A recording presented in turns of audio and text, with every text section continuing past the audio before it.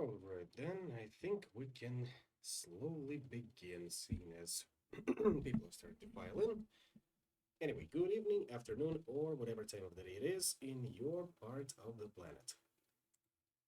And tonight we are going to be playing Shadowrun Hong Kong.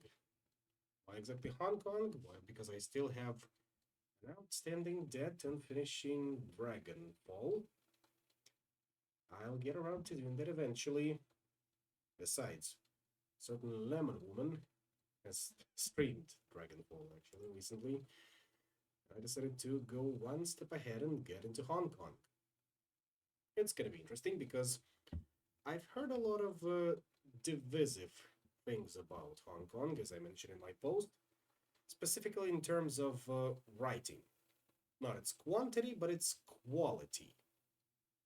I guess we'll have to go and see how it holds up. In the meantime, let's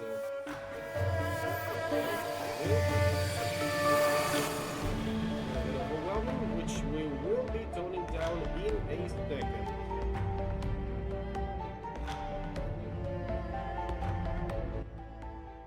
Somewhere to this level. They all intend on just blasting it out loud. No idea why that happens. It just does. Anyway, camera mode, projection on perspective, resolution mode, high res game mode we can leave off. Enable audio commentary, maybe some other time.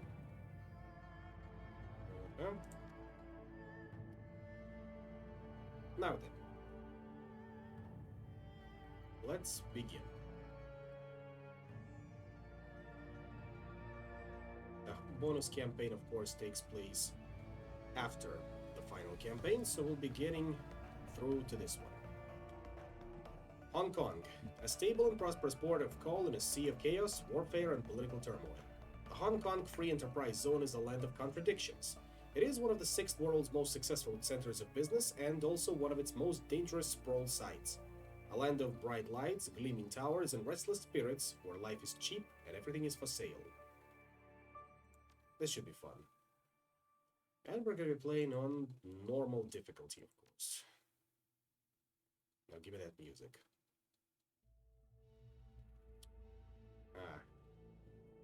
They've changed it. Unfortunately. I really was a fan of the Shadowrun Returns theme, but times change. Also, looks like it's happening again. The black screen behind the game is not being picked up by the software properly. We'll see if this persists after the character creation screen. If not, this might be problematic a little bit. Anyway, I'm gonna go with male. I'm gonna go with elf. And this time, if you recall in Dragonfall, I've been a dwarf rigger. This time, we're gonna go the opposite way and be an elf mage. And I think the portrait that I'm going to go with would be... No. Not liking particularly any of these so far. So I guess we'll just loop around and go back to any of the previous ones. Although that one kind of looks like me. But no, I think, as per usual, we're going to go with an idealized version of myself, which should be this one. Let's say my next beautiful tree hugger. Come on now. After all, once in a while, I'm allowed to indulge in a fantasy. Doesn't have to be good, but it is a fantasy.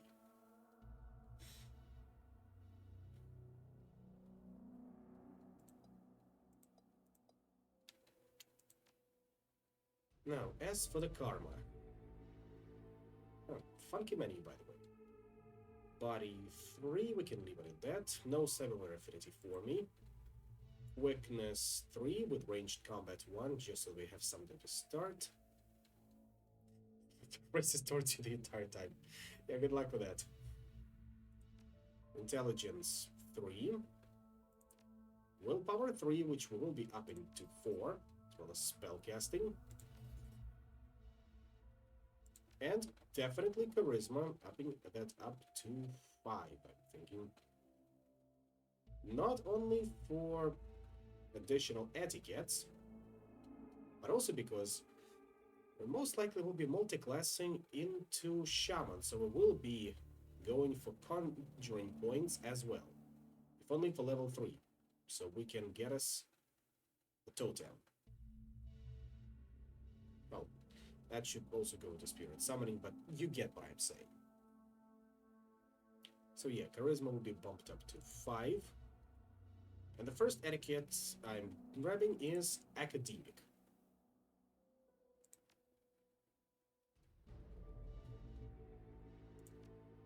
Of course, can't forget to go into Body. And Willpower, that is also very important. After all, we are mage. Willpower is tied to spellcasting.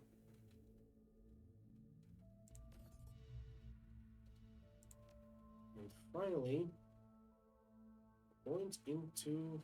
How was it? Let's see, there's the Spirit Summoning level 3 for Totem choice. And let's look at Conjuring. Level 1 will show us Dragon Lines.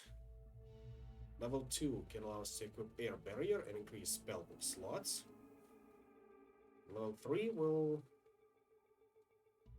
make Dragon Lines visible through Fog of War. Be right back, brushing up on my Elvish racism. Like you're gonna use anything besides Tree Hugger, which you already did. Good luck with that. Oh, Knife Ear is also an all-time classic. I'm sure you'll make use of that one at some point. Anyway, Spirit Summoning 3.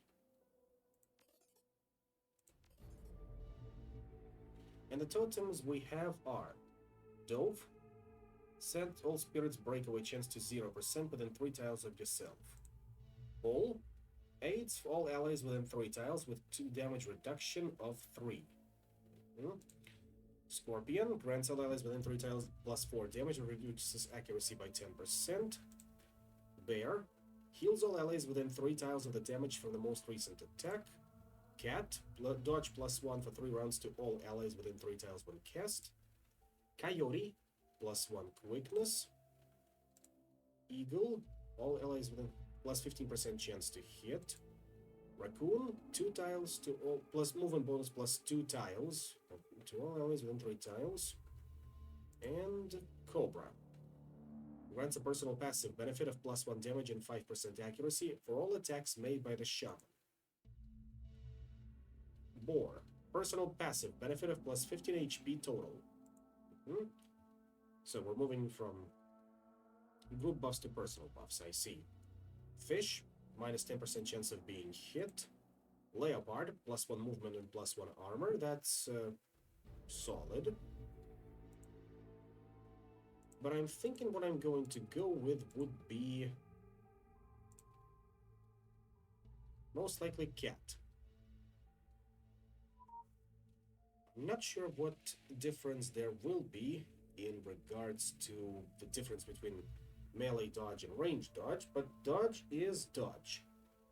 So that's something to keep in mind.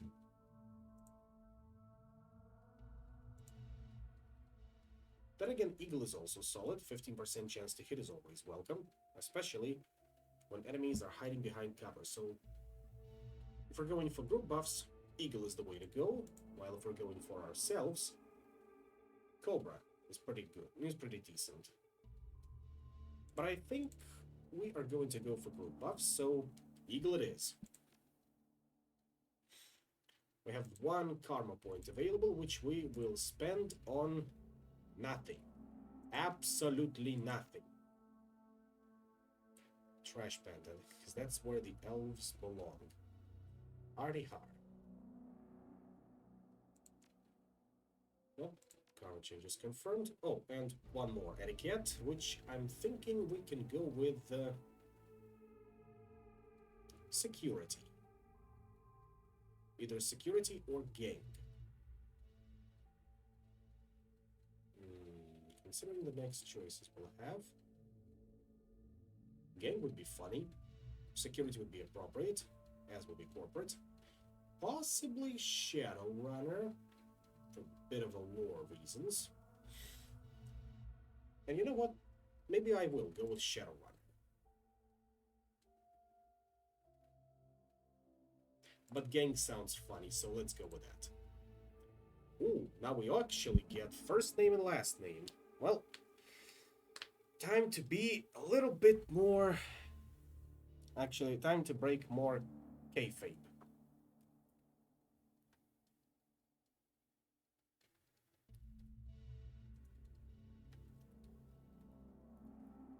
Hmm?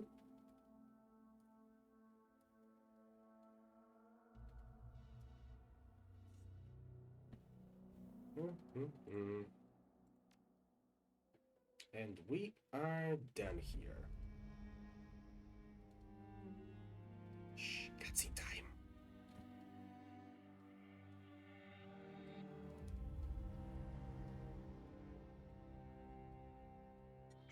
You have one new message. Hi. It's Raymond. I hope I have the right number. Look, I know we haven't spoken in a while, but I need your help. Remember the day I took you and Duncan off the streets? I told you that the past is just a story, that if you can just accept that, your past loses all power over you. Yeah. I was wrong. I'm on my way to Hong Kong now, to finish something I should have faced a long time ago. And I need you with me. I know we're not blood, and we didn't leave things in a good place, but you and Duncan are the only real family I have. Please, if our past means anything to you, meet me in Hong Kong right away. I'll explain more when you get here. I'm begging you.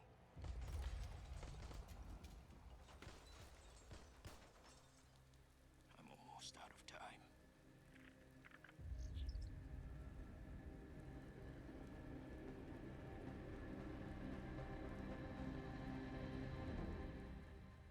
All will be explained. Does Kalinick still exist in this timeline? Yes and no. You'll see later down the line.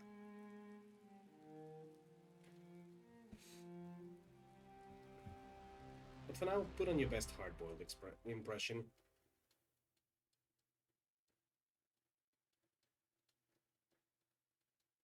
Raymond Black. The old man gave you a home once. Took you and Duncan off the gang-ridden streets of the Barrens, sheltered, educated, slapped sense into you both, until you almost resembled productive members of society. And then you took off, left with all behind, landed behind bars for a time, tried to start a new life after that. It's been 8 years since you've heard Raymond's voice. Until out of the blue, you got this cryptic message and a plea for help. Meet me in Hong Kong right away.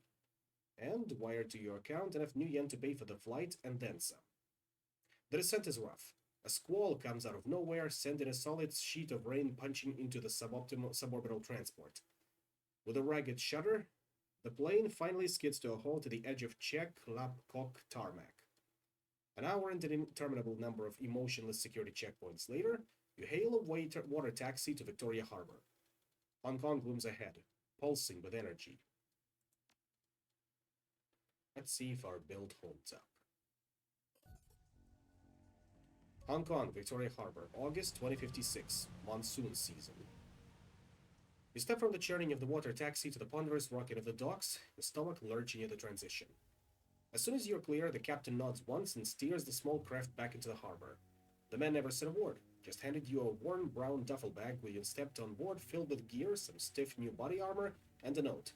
Better safe than sorry. D. Above, smog-thick clouds hang low in the sky, reflecting the lights of the city with a nauseating swirl. The wind changes direction more than once, creating a steady, heavy stew of aromas. Diesel, sea salt, street food, and filth. It's all you can do to keep your in-flight meal where it belongs. Hmm. Is it me or is it still not working properly? Let's try to do something like this. Oh, no, no.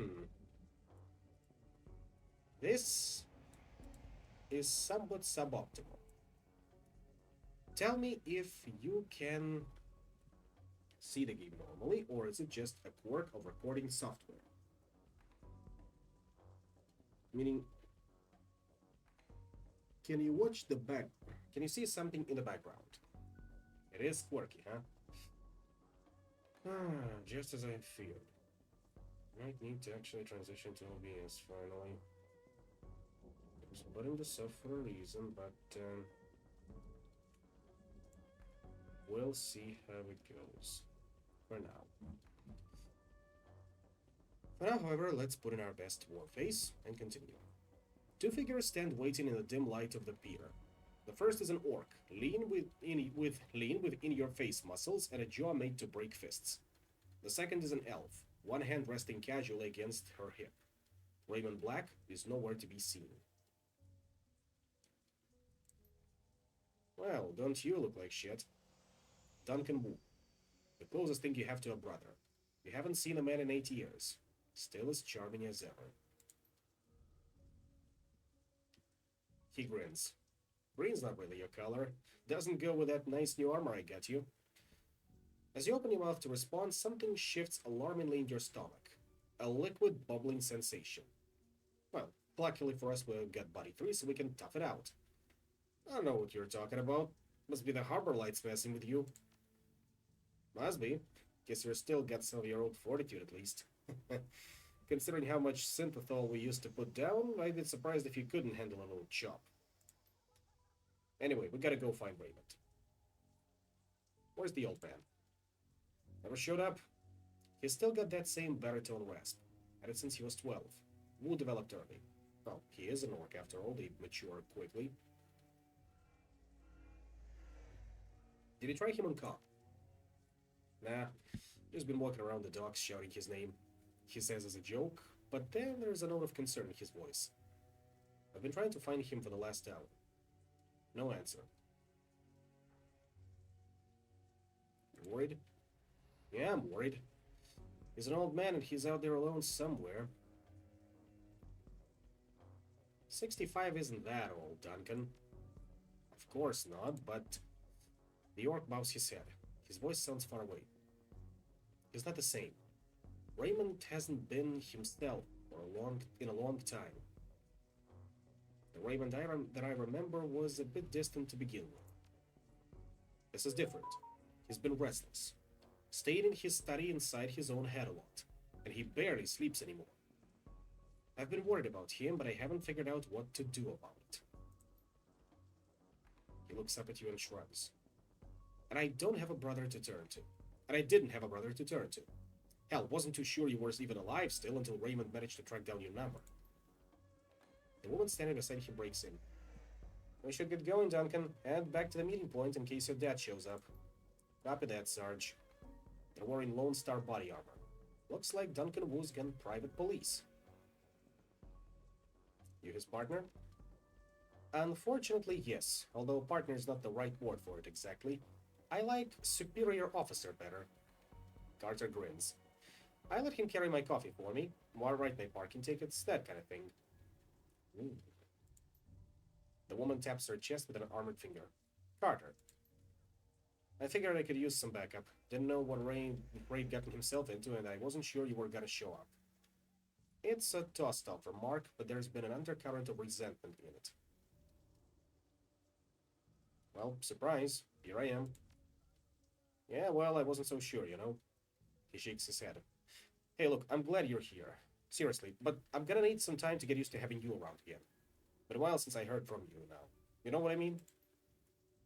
Memories of sleepless nights and lock-up flash by, wondering if you'd ever see Duncan or Raymond again. Wondering if you even wanted to. And then stepping out into the daylight. Suddenly free, the fallout of some obscure corporate restructuring. A Few hundred new yen worth of apology from your former jailers and a decision to start a new life. To leave the past behind. All of it. Until now.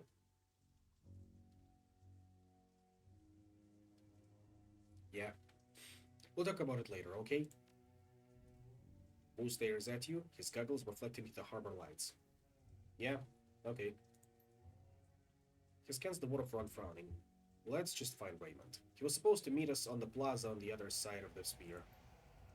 The sooner we find him, the sooner you all can have a big happy family reunion over dinner.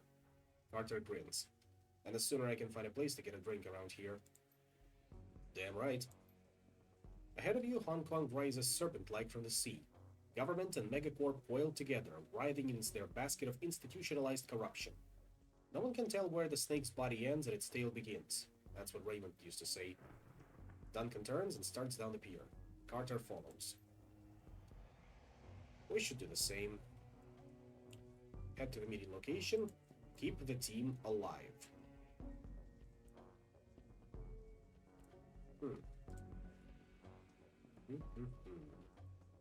What have we here? Some construction work going on. Fresh construction is expanding the harbor out into the water. Corporate interests can afford to create new streets. Highly unfortunate that you cannot see it all fully, but you can see parts of it. That's all that matters. For now.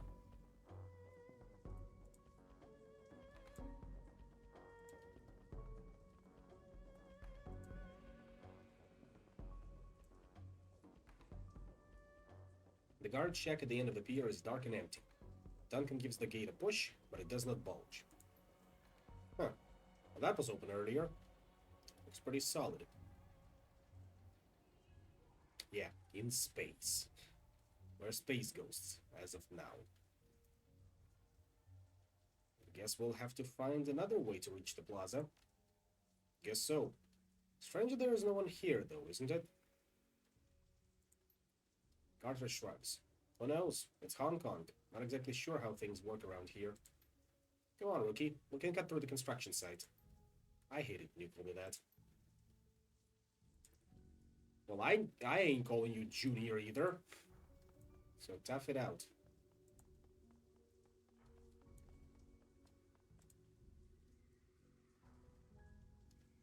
The gate is locked, but the nearby control panel appears accessible. Carter pulls it open with a metallic screech that pierces your skull, sending a new wave of pain down to your churning stomach. She examines the control panel for a moment, then throws Wu a backward glance. Looks like there's another way off the docks on the other side of this gate. I think I can bypass the lock. Well, let me take a crack at that. Gardner steps aside to let you get at the panel. Enjoy.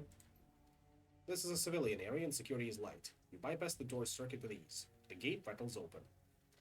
Intelligence 3 hard at work.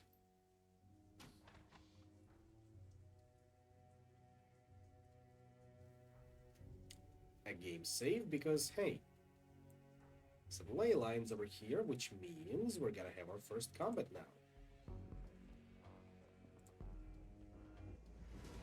Movement. Shouting in Cantonese. More Cantonese, too quick to catch. Here we go, also liking this combat theme. The group on the dock was finishing a package out of a speedboat, or fishing a package out of the speedboat when you surprised them.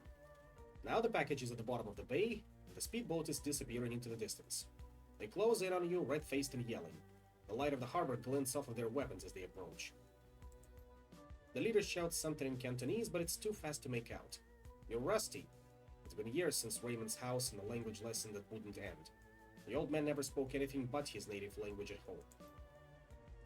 Wu speaks with authority. His Cantonese is as solid as ever. He never let it drop. You guys doing some late-night fishing? The smuggler smiles. Oh yeah, we're fishing for assholes. Wu points at their weapons. You're gonna need some better bait. All you're gonna catch with that is trouble.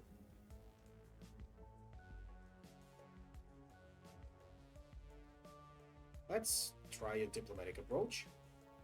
We're just passing through. Why don't you put the guns away? Their spokesman laughs. Look at his crew.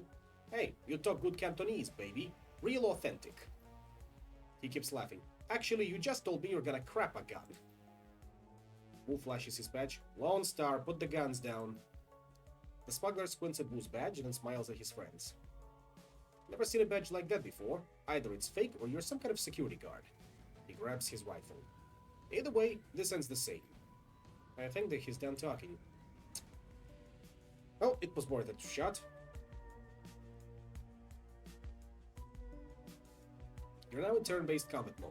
Each character in your team has an action pool, spending these actions on movement, attacks, or using spells and items. Once your team's turn is complete, the enemy team will move and attack.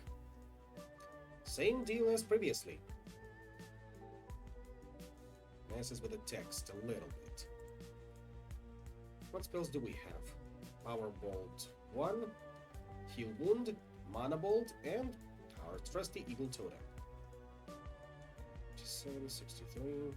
Well, let's open up on their mage. As a power move. Unfortunate. Highly unfortunate.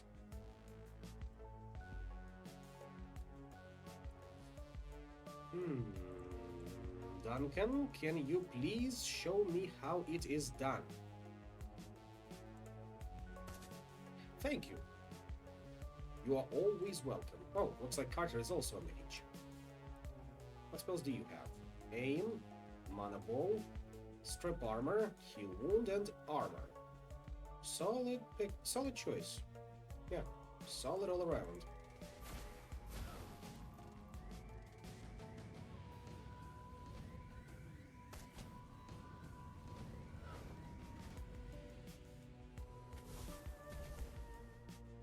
Ow.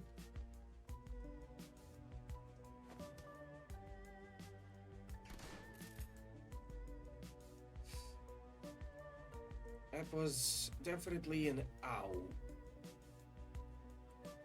So I'll just hide over here and cast Eagle.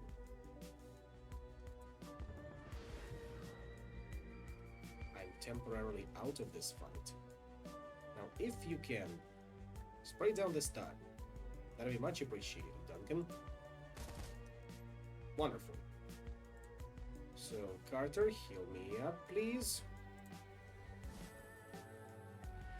Wonderful. And you know what? Hose down that one.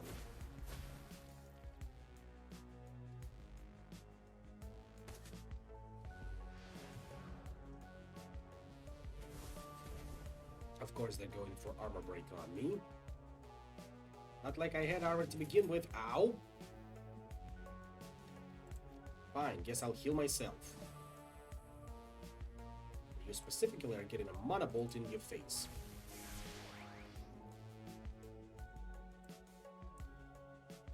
Good thing we have a flash grenade, fire grenade, and you are clustered just where I need you to. Maybe like so. Yep, here you go. There goes their mage. I will finish off you, asshole. Possibly you, though I'm not sure of that. So, armor 1 on Duncan it is.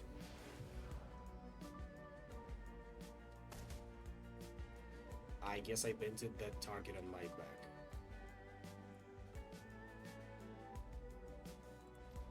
I'm not sure. Once again, Eagle. Let's see if I can hit you. I couldn't. Carter, can you heal me up again? No? There we go. Basic medkit. Thank you. Always appreciate it. That's a miss. Now, Duncan, how about an aimed shot? Can you hit him? Of course you can. However, can you kill him? Not yet.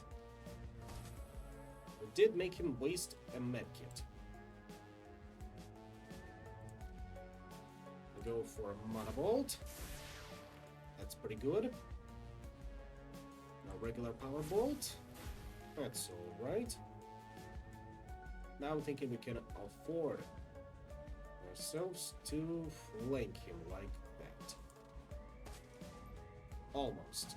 Almost got him. Now we just need one lucky shot.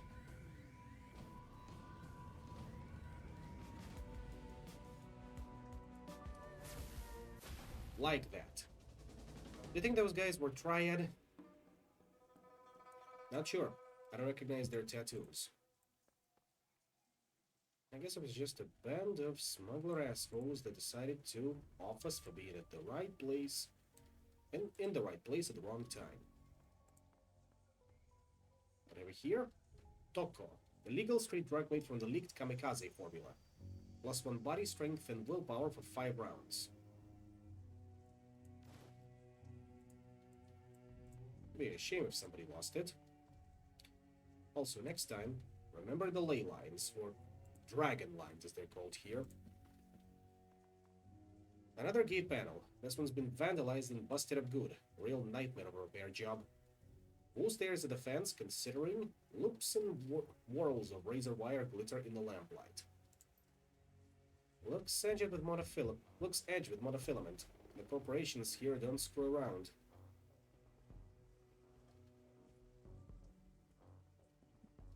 Why don't we just cut ourselves an opening?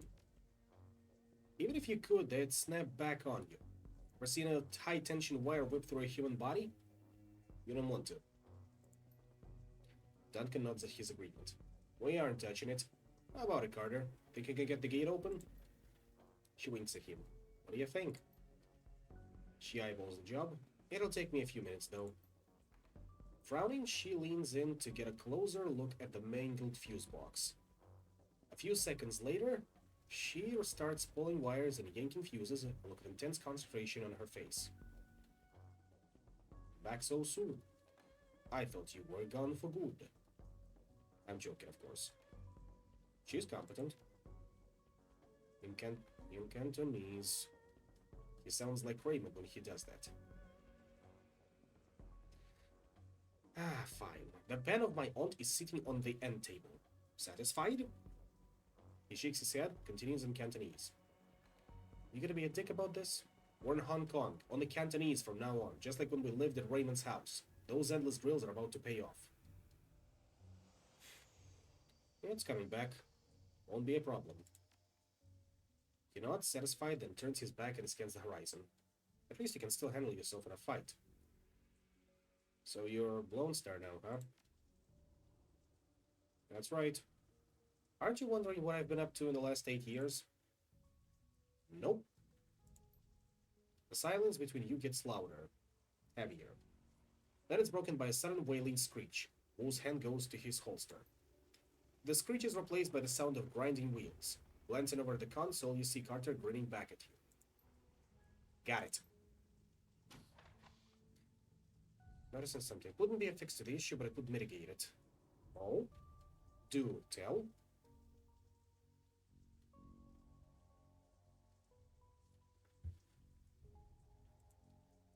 While we are continuing on. Through this lovely shop and out into the streets. The light from the nearby vendor stall stabs into your eyes, triggering a throbbing ache in the back of your skull. You stop short, squinting, and as rough voices drift on in the wind. Raising a pitch-black background? Not sure I have that. But I guess we can try. If we go for specifically one picture I had in mind,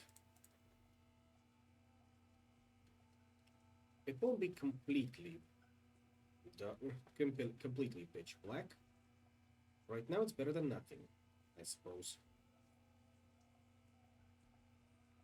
Let's just see if that's that one.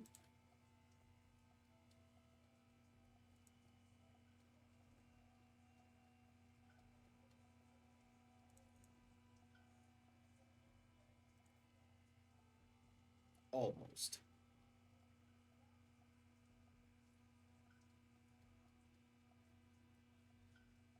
But sure, give me a second.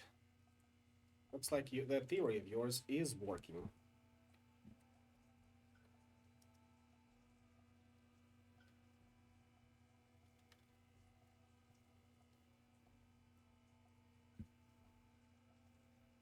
So give me a second. And this should be able to fix it. Hopefully. I hope so. Yeah, I know that the street is still transparent. And we will fix this by tomorrow. At least I hope so.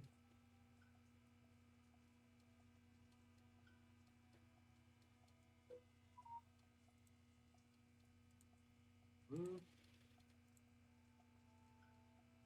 Yeah. This one's good. And I pull it from downloads folder into the wallpapers folder. Why do I keep it in the wallpapers folder? Because that is infinitely easier than having it to jump all around the computer. You are right here.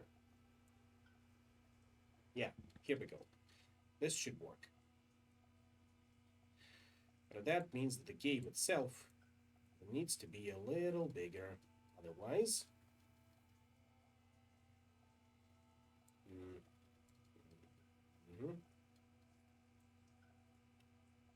for now. This is a workaround for now. Now, where were we?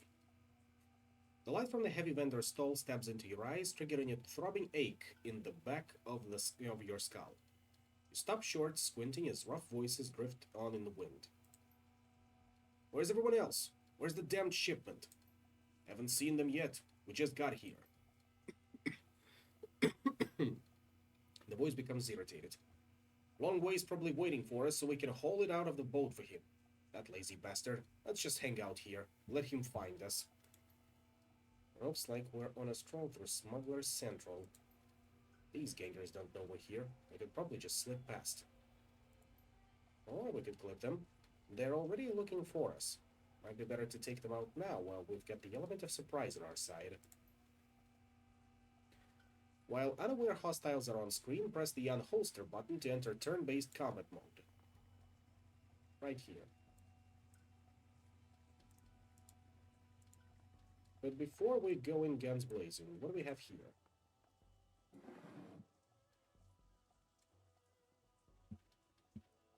Our way out. Do we or do we not? That is the question.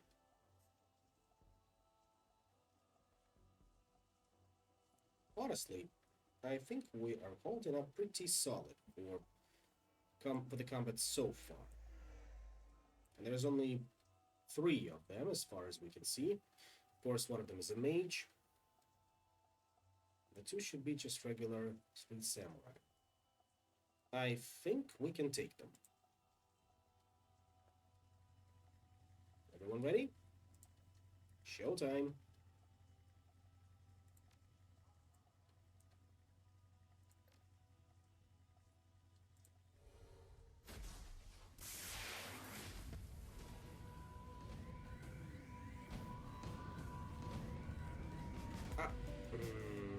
That was not what I...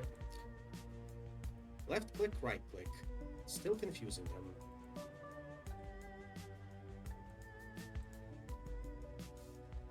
Anyway, cap that one.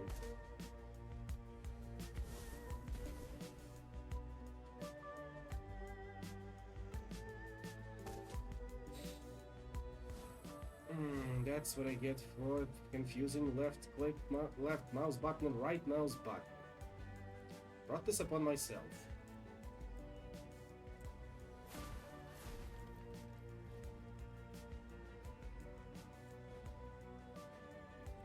See? Good shot. And another one here. Of course it missed. Guess we're gonna go radically on this one. Or at least do that. Hey, can you stop shooting at me? It'd be much appreciated, you know?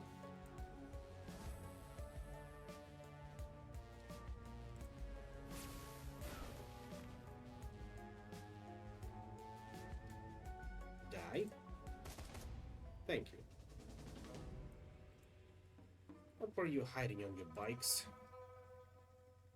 A basic med kit. Well, thank you. What I'd like to have is a basic trauma kit by now, but thank you nonetheless. And we get us a karma. Very nice. Hmm?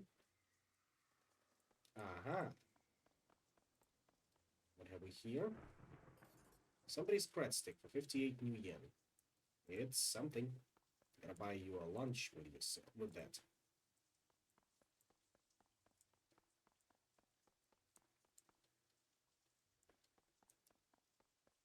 And that looks highly suspicious.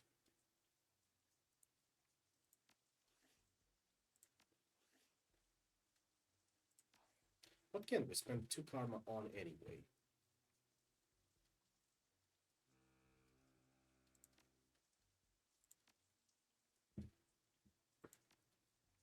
Conjuring, I suppose. Or maybe spirit control, but nah. No. Nothing of the sort.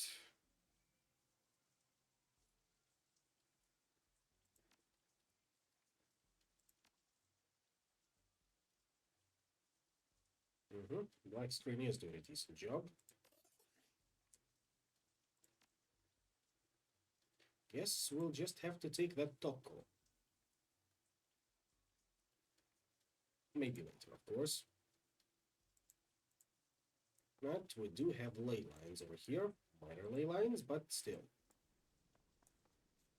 Crossing the street, you can make out 4 shadowy figures loitering in the plaza ahead. Troll, orc, dwarf, elf. 2 men, 2 women. They're different from the smugglers in the dock. Alert, poised, professional. You can see they've made a token attempt to conceal their weapons. The unspoken message is clear. We're strapped, mind your manners. Wu stands up tall, takes that amused tone he gets whenever he's standing toe-to-toe with someone bigger. Someone who does not know they're about to go down. Evening, folks. You got permits for those bazookas? The thick troll puts his mouth into a comic frown. Permits? Give me a minute. He makes a show of patting his pockets. Nope, guess not. I must have dropped mine in a dumpster, along with the last idiot who stepped to us. Wu coolly surveys the scene, nods in a friendly fashion. Is that right? Well then. You can almost feel Wu's cop training kick in. It's like watching a drone execute a command routine. He reaches for his rifle, brings it up quick, but it's too late. By the time he hits shoulder level, an assortment of nasty-looking ordnance is already trained on his head. Carter backs him up. She whips her arms forward, fists blazing with magical fire. Her eyes sweep the scene, darting from one figure to another. All right, everyone, just be cool.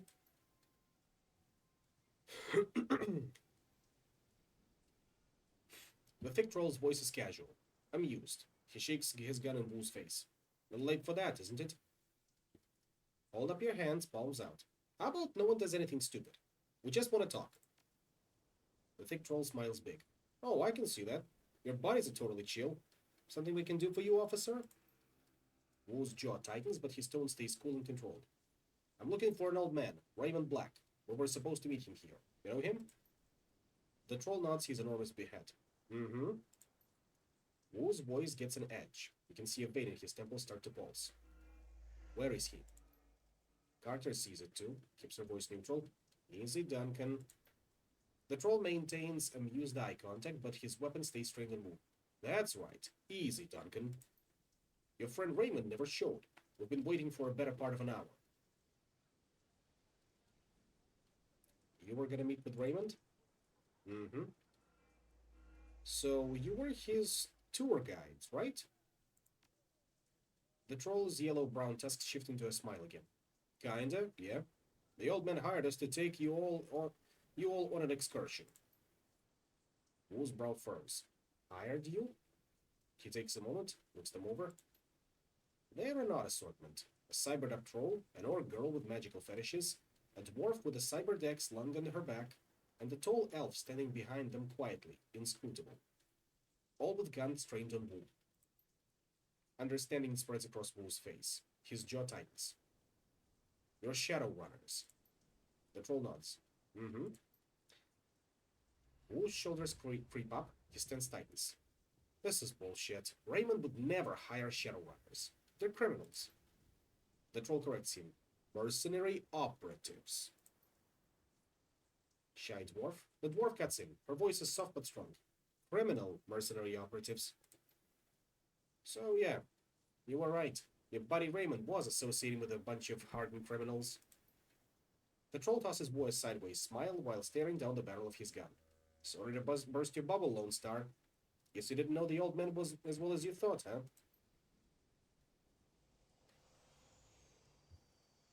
Wu tries to shake it off, but he's struggling to process the information. You can feel the heat coming off of him.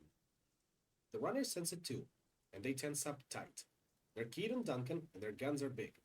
The looks on their faces make it clear. One wrong bead of sweat, and Wu's going down in a red mist cloud. Carter remains completely still. Her voice is level, moderate. She's done this before. Let's all stay focused. No need for this to get ugly. She speaks quietly to Wu, who listens without timing, his focus squarely on the troll. We need to find Raymond.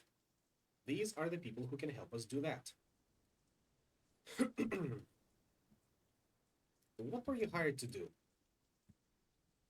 You can tell the orc girls had enough of the tension. She blurts it out. The old man wanted us to take him to Kowloon Walled City. Does that answer your earlier question? She waves a hand at the three of you. You two. Two large rats clinging to her hip and shoulder poke their heads out of the folds of her clothing. They fix their beady eyes on you intently. You know the walled city? Slum, right? I've heard of it. The girl sneers, rolling her eyes. It's a shithole. The worst slum in the Eastern Hemisphere. Memories of growing up in the Redmond Barrens flash through your mind. We get it. It's a real bad place. Now, why wouldn't the little old man pay you to take him there? The dwarf standing next to her nods and jumps in. Wouldn't say. He mumbled a lot, too. Just kept rambling on and on about how he had to get in. Under ordinary circumstances, I never would have accepted the gig. The walled city is the last place I want to go. But the old man rolled up a truckload of new yen and you gotta eat, right? Wu risks a glance at you. His weapon remains trained on the Shadowrunners, but a flicker of uncertainty plays across his face.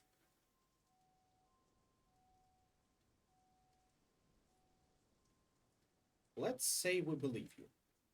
What now? The troll flashes you a smile that's all tusks and no warmth. Okay, gang. I tell you what. He looks at his team as he slowly starts to lower his weapon. We're all gonna put our guns down.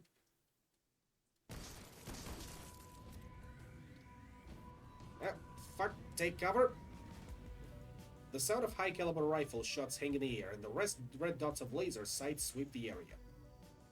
Carter, the troll, and the silent elf lie dead in widening pools of blood, their heads broken open like melons dropped from a 4-story building.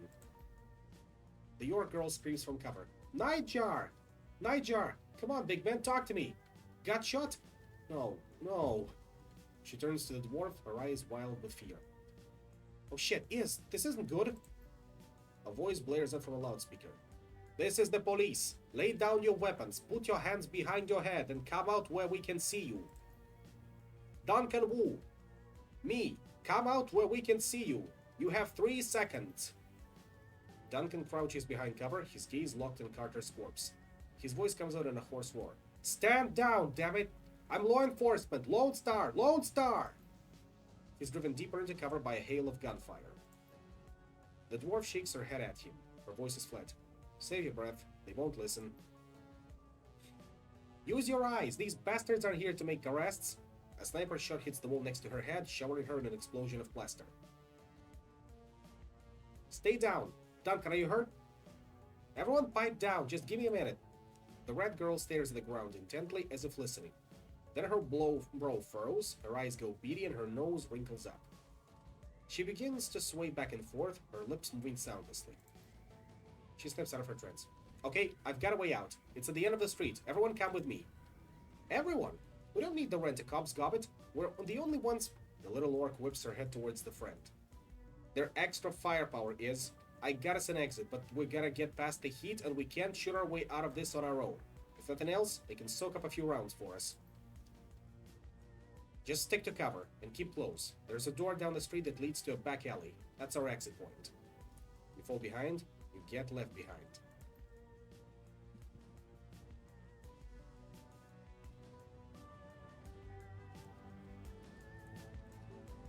Get to the alley and get everyone out alive.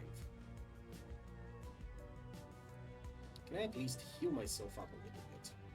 I cannot, of course.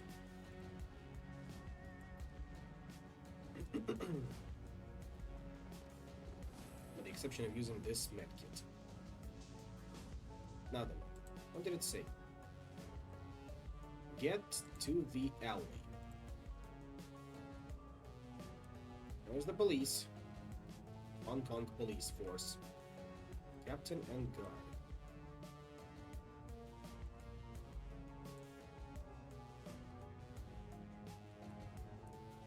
Duncan, I need you to run.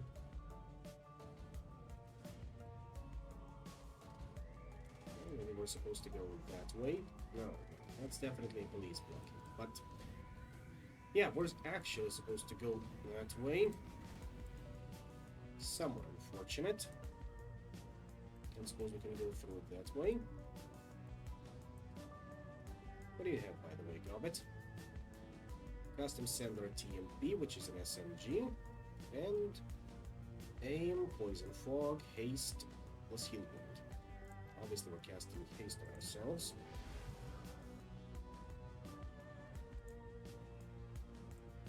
Is here. Isabel got customized silver gun, mini grenade launcher, smart proximity grenade, basic medkit, advanced medkit, and dock weapon trauma kit. Now, if you'll excuse me for a second, I'm gonna need to check on one thing, real quick.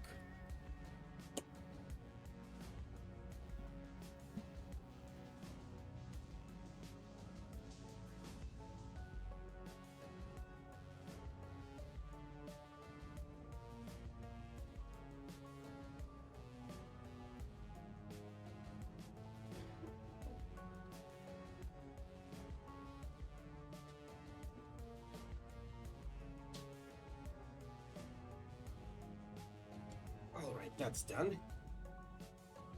Because I just needed to make sure that I did not leave the stove on. Otherwise, this would have been highly unfortunate.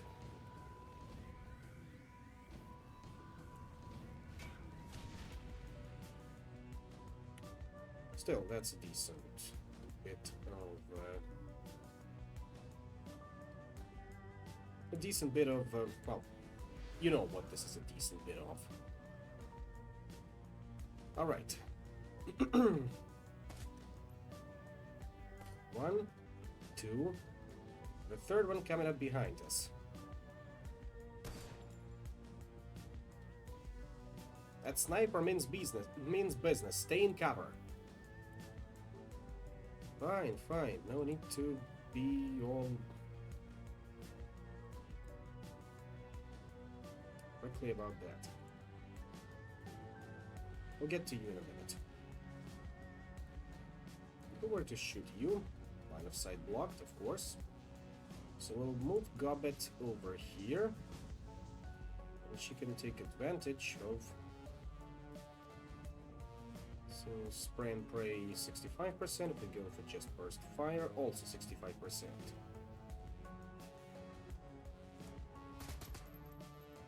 That's all right. 89%. Ow. Yes, Gobbet, I know what you're thinking, and I apologize profusely for that. Guess we'll go for the customized silver gun. Much better.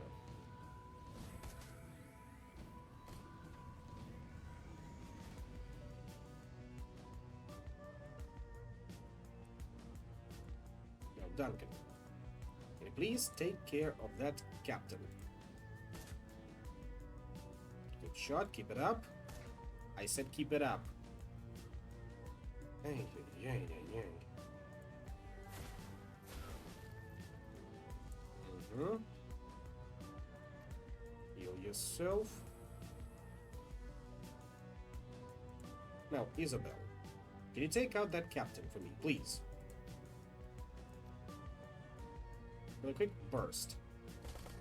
Like that, thank you. And an aim shot at that enforcer.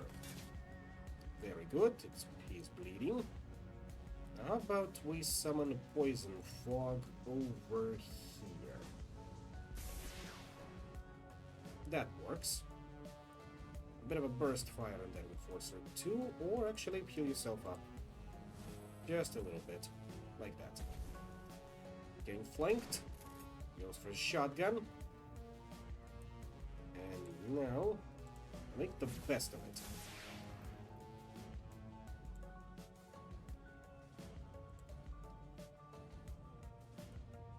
Isabel, you get in here, you reload. And we try to do our best.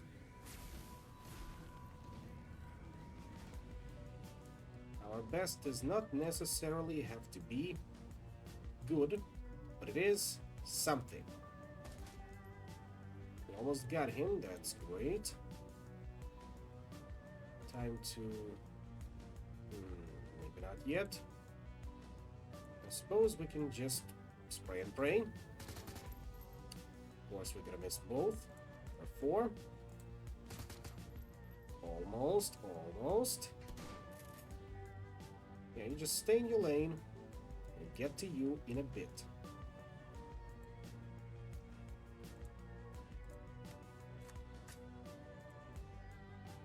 Not gonna be summoning any spirits anytime soon. I get over here. Duncan, I have full faith in your abilities. Thank you. Where's that? Anything interesting on the bike?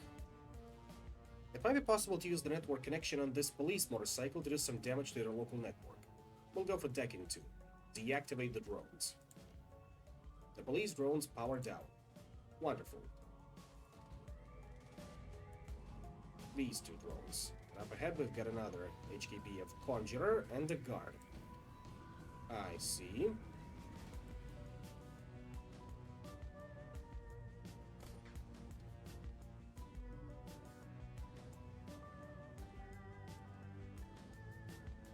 Gobbet, can you heal yourself? Of course you can. What a silly question. He's gotta stay in cover.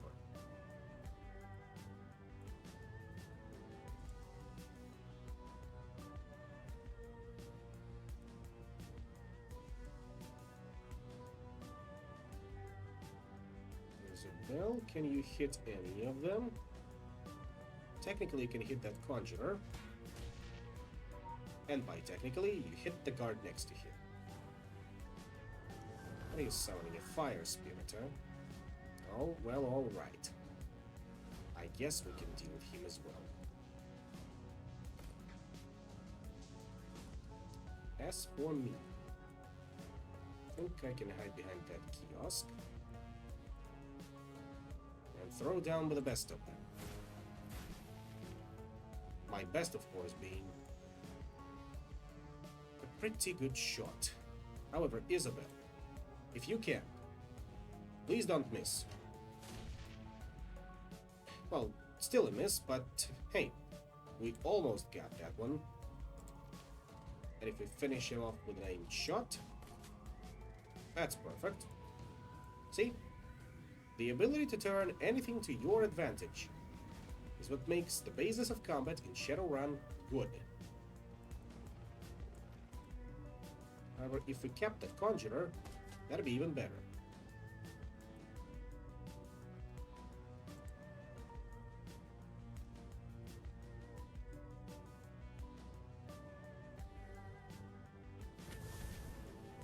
What I don't appreciate is you flinging fireballs at me or casting slow.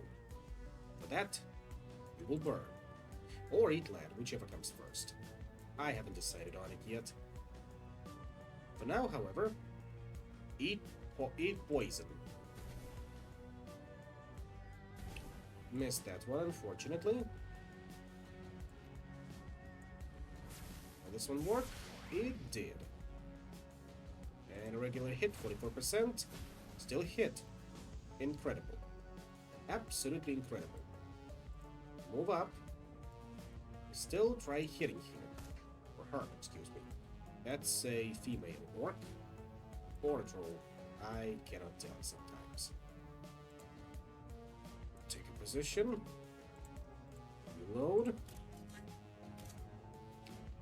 Let them come to us. That's a fireball. That's a fireball. Armor holds up. Now we go for the long flank. And keep laying it on. Might as well heal up Isabel as well. Now, Duncan, can you land the shot? Can? Another one? No. Isabel, can you finish him off, please? You can. Thank you. Boom. Hit 4 or more enemies with an area of effect attack. Perfect. Now we just need to get to the alley. For that, we once again need to stay in cover. The snipers won't miss. On the bright side, there is no combat in our immediate future. Just gotta leg it.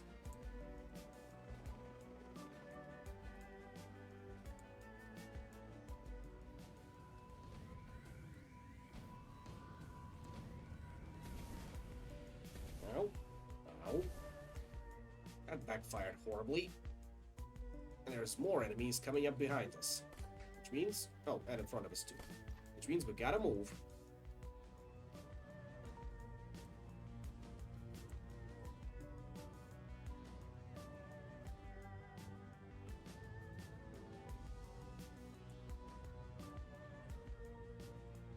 Well, can you escape?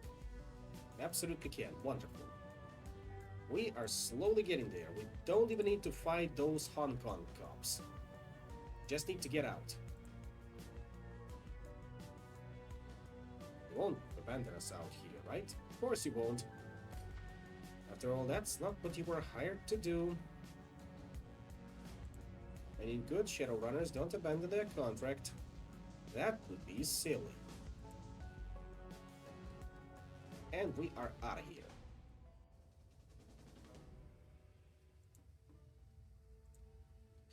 The Rat Shaman guides you from the doorway on the street through an eternity of winding alleys, damp sub-basements, and empty buildings.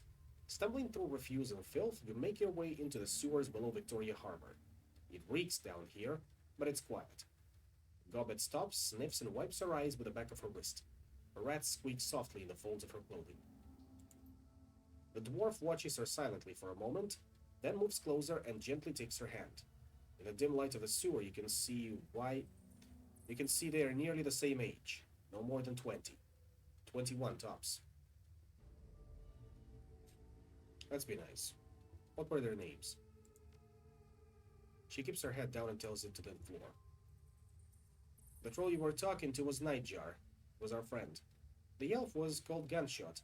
Kind of an asshole, but I didn't need to see his head splattered everywhere like that. Nightjar was a good guy. Always had our backs. Isabel's and mine. Isabel nods in agreement. Her voice is flat. Rare to find a runner that you can actually trust. Are we clear? Gobbet looks back the way you came. I think we've shaken them. Yeah, we're clear. Wu begins pacing, his boots splashing in the sewer water and creating echoes down the tunnel. You can feel the tension coming off of human waves. This is bullshit. I'm done messing around in alleys and sewers. I'm done running from cops. He pokes a thumb at his chest and spits his anger forth in a raspy growl. For fuck's sake, I am a cop! We noticed. There's a Lone Star Sergeant dead back there, damn it. She was... Wu starts to choke up. He struggles against it, fighting to maintain control, but he needs a minute to recover. He finally manages to pull it together, but he's raw. When he speaks again, his voice is seething and hoarse. I don't know what the hell's going on with the Hong Kong cops, but I'm calling in some Lone Star backup from home. I'm gonna get in some of my own people down here. Then we're gonna find Raymond and figure out what the hell is going on. The little orc shrugs. Whatever you say, big guy. You have fun with that. Here's an eye out of here. Best luck finding your friend. He is not our friend. He's our foster father. She looks straight at you. Her tone is flat. And he is probably a dead man. Sorry, but it's the truth. Wu isn't listening. You can see on his face that he's already written the orc girl off. He pulls his security-grade PDA from his holster onto his left leg, raises it, and starts tapping the buttons with a meaty finger. The Lone Star logo on the back of the device looks shiny and official. He stops, confused, then taps it again harder. The red flashing image on the PDA reflects in his goggles. What the hell? I'm locked out of the network. My law enforcement status has been revoked. I don't believe it. This is saying there is an APB out on us. You and me both. I figured as much. You heard them on the loudspeaker. They knew our names. Wu glares at the wall, a storm raging across his face. Fucking hell. His hand clenches into a fist around his PDA. This just keeps getting worse. He leans forward as if to punch the wall, his knuckles rapping against it slowly. A pantomime of barely constrained rage. Suddenly he turns and slings his PDA at the far wall. It hits hard, bounces back, and clatters to the ground at his feet. He looks down at it, spent. The orc mouths an okay to herself, eyebrows raised. And on that note, I think it's time for us to say goodbye. We're only an hour in, Gobbit, come on. Come on, Isabel, let's... She's cut off by a sudden smashing noise as her friend's boot comes crashing down on the PDA at Wu's feet. The dwarf looks down at her work, unsatisfied, and brings her boot down again and again and again, until there's nothing left but a snarl of plastic housing, broken glass, and circuit board. She looks up at Wu, her chest heaving, and points at a pile of scrap she's created. Police issued. They can trace you through that. She turns to you, hand out. Yours too. It's on the network. Well, there go all my free upgrade points. No, we'll do it ourselves. We bury our own. You crush the PDA to shards under your foot while Isabel looks on blankly. Good. She looks over at Gobbet, sighs, then reaches into her jacket pocket, pulling out two new PDAs. She hands them to you and Duncan. Burners. I suppose it's the least we could do, after your help back there. Thanks. Now what? Now we get out of the sewers and head our separate ways. Right, Iz? Isabel isn't listening. She's staring open-mouthed at her own PDA, its bluish glow illuminating her horrified expression. Gobbet, we gotta go. Right now. Isabel's voice is monotone but emphatic. She holds up her PDA to show her friend. They're after us, too. Her screen displays a local newscast. Your own face stares at you from the upper left corner of the screen. And in breaking news, just under an hour ago, Hong Kong port authorities were involved in a firefight with members of a terrorist cell linked to the mainland city-state of Henan. The battle left 3 terrorists dead, along with an unconfirmed number of Hong Kong police officers. Your image winks out, replaced by a scowling image of Duncan Wu, a mugshot from a long time ago, before Raymond. Our sources report that Seattle natives Duncan Wu and Valerie, along with their Hong Kong-based accomplices, are still at large. They are well armed and shown to be considered extremely dangerous. Low-res photographs of Gobbet and Isabel pop up on the screen, replacing Duncan Wu. The color drains out of Gobbet's face. Oh shit. Kowloon officials report that the terrorist cell known as the White Star maintains ties to the state of Henan, and it is purported to be the receiving weapons and funding from anti-corporate groups in the UCAS city-state of Seattle. Port authorities are standing on high alert, and the Hong Kong Police Force's Special Duties Unit has been engaged to deal with a threat. We go live now to Chief Inspector Crate of the Special Duties Unit, who will be making a statement. Behind the newscaster, a video window displays the location of your firefight in Victoria Harbor. The camera pans to Chief Inspector Crate. She is surrounded by a swarm of news reporters, but appears unfazed by the attention. She speaks with supreme confidence. We have yet to ascertain the motive for tonight's attack, but it was clearly a well-planned and coordinated effort. Great sounds smooth, more like a corporate mouthpiece than a cop. We have already issued an all-points bulletin along with a kill or capture order for the 4 remaining terrorists, and I have instructed their special duties unit to make this manhunt a top priority. She looks directly into the camera. If you should see one or more of these individuals, do not attempt to engage them. Instead, tap in the HKPF flash code at the bottom of the screen. If you are on an authorized network and take a picture, our system will automatically identify them in your data stream. The Decker switches off the newscast and clips her PDA back into her belt. For a moment, there is no sound but the roar of sewer water rushing through the pipes. Gobbet bends over, hands on her knees, sucking wind. Her rats scurry for a new position. I thought we were fucked before. Wu's voice is eerily calm. But now, we're well and truly fucked. Yep, this is off to a great start. We'll deal with it, Duncan. We always do. Not this time. He begins talking back and forth, a partner in a cage, a panther in a cage. They've labeled us terrorists, and there's an APB out on us. I've heard this kind of announcement before. I know what comes with it. It does not matter if we have nothing to do with whatever city-state. They're gonna hunt us down. It's open season. Isabel nudges the remains of Wu's PDA with her woody toe. And the two of us will be hunted down right alongside you. Gobbet wide-eyes the exits, tight as a spring. You can hear shallow panting as she leans towards one, then the other. We gotta go deep. Hit the mainland for a while until we can figure this out. Find a hole to crawl into. We're gonna get them off the grid too. Way off. Hey, Lone Star. You've got a security license, right? That means you've got a SIN too. Wu's brow furrows. Of course I have a SIN. I wouldn't be able to get paid otherwise. Only criminals and lowlives go sinless. That means that you can be traced. Both of you.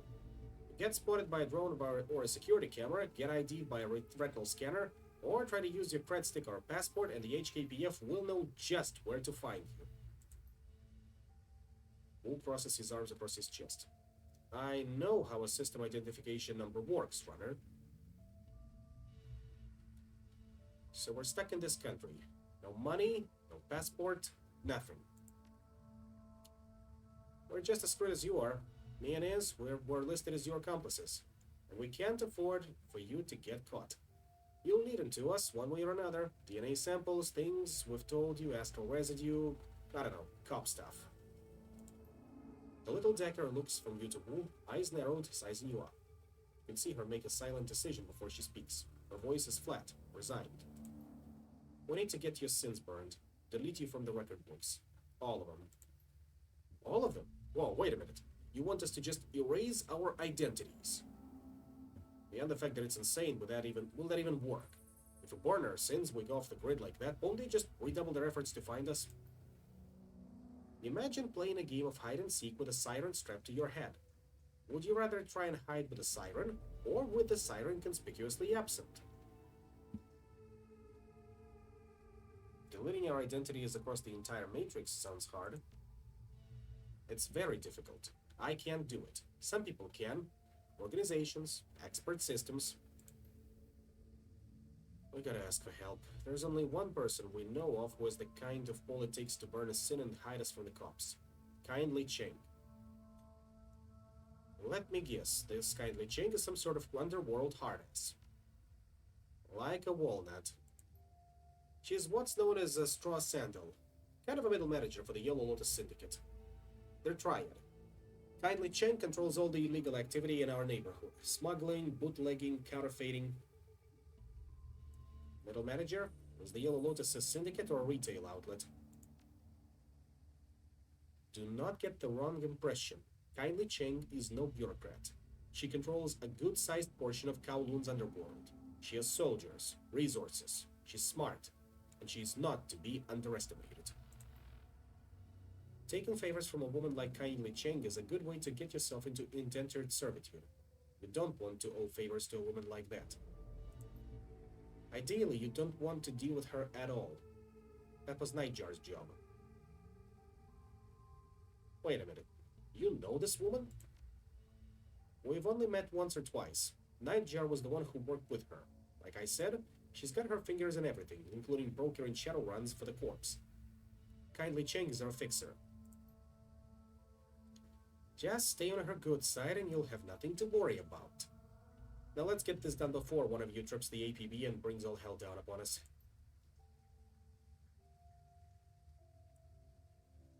That's what we get out. Before that, can we look around a little bit? We can, but there's nothing too interesting around here. Yeah, can't get in there. That's just flavor. Therefore, up we go.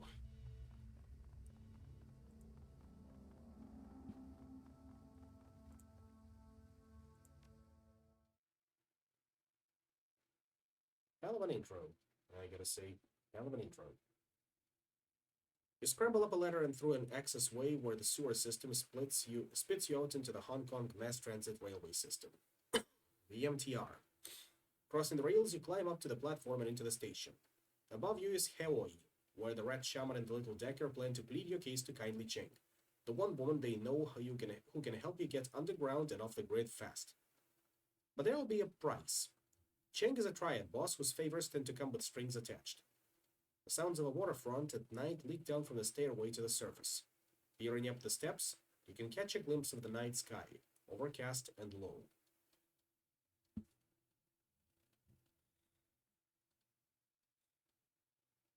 Sounds like we're about to hit our hub for the duration of the game.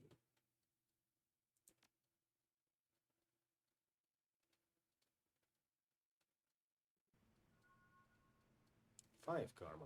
Very nice. The sewers deposit you into a series of mechanical access ways that eventually link to a system of railway tunnels. Gobbet leads you through 5 or 6 magnetically sealed doors and across several sets of electrified tracks until she indicates you've reached your destination.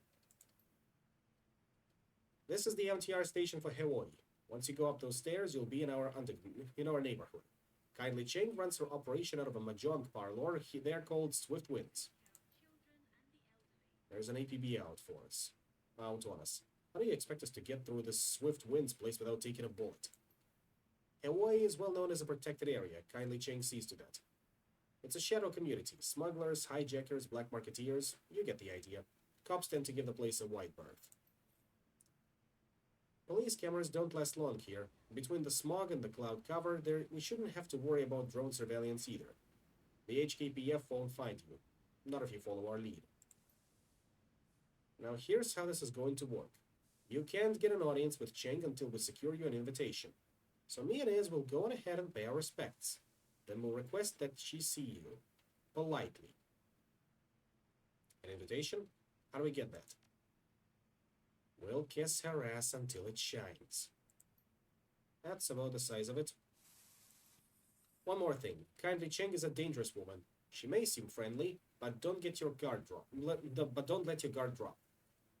And whatever you do, do not disrespect her. I've dealt with dangerous people all my life. I know how to behave myself. You'd better. If you don't, it's all of our asses. Okay, we're going ahead and smooth the way. Just give us a few minutes head start. If this place is protected, why shouldn't we talk to anybody? I said the place was protected, not you're protected. No one knows you here, and outsiders aren't welcome in Hawaii. Plus, your friend here radiates cop. Cops are even less welcome than outsiders. We're asking her if she's single-counted disrespect. Come on, man. What, are you into gilfs now? And you're not exactly ordinary either, are you? I like to think I have a certain flavor. Yeah, that's what I'm talking about. If people see us strolling through town together with no prior explanation, we might not make it to the mahjong parlor at all.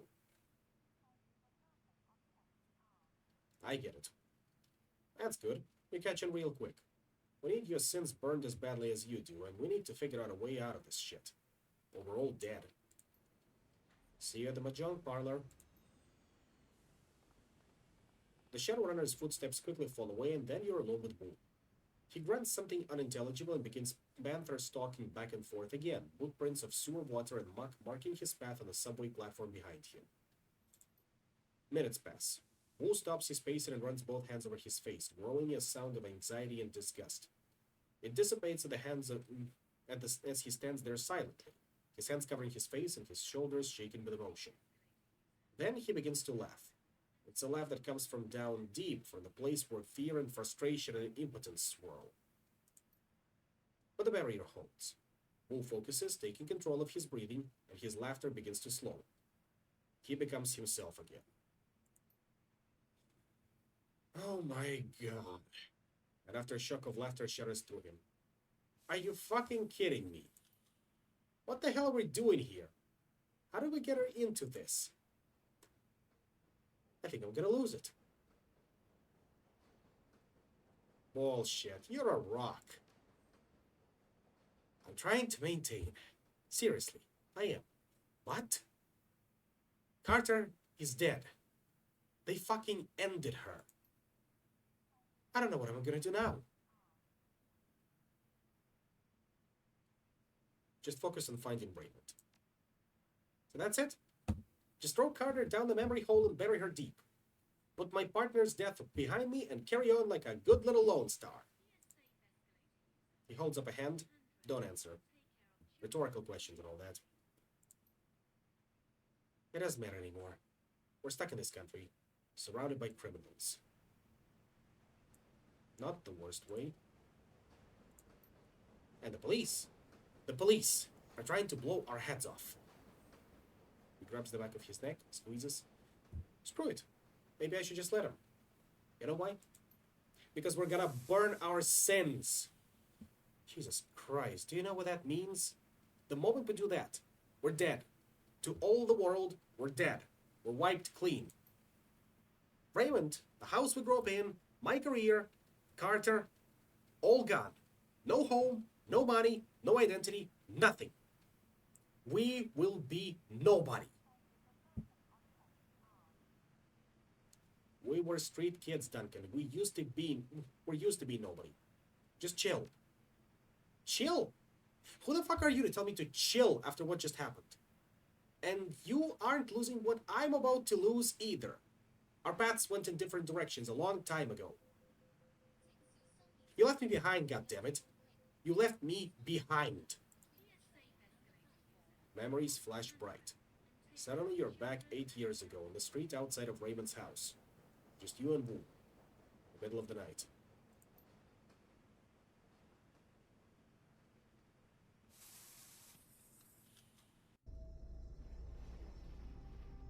You can't just leave like this. What am I gonna say to Raymond? You know how he is. Yeah, I know how he is. Inflexible. Exactly. We're breaking one of his rules just being outside the house after curfew. What is so important that you have to run out now, in the middle of the night, without even telling Raymond why? He's distraught. You can see it on his face, hear it in his voice. He used to be lost without you. It's all truth.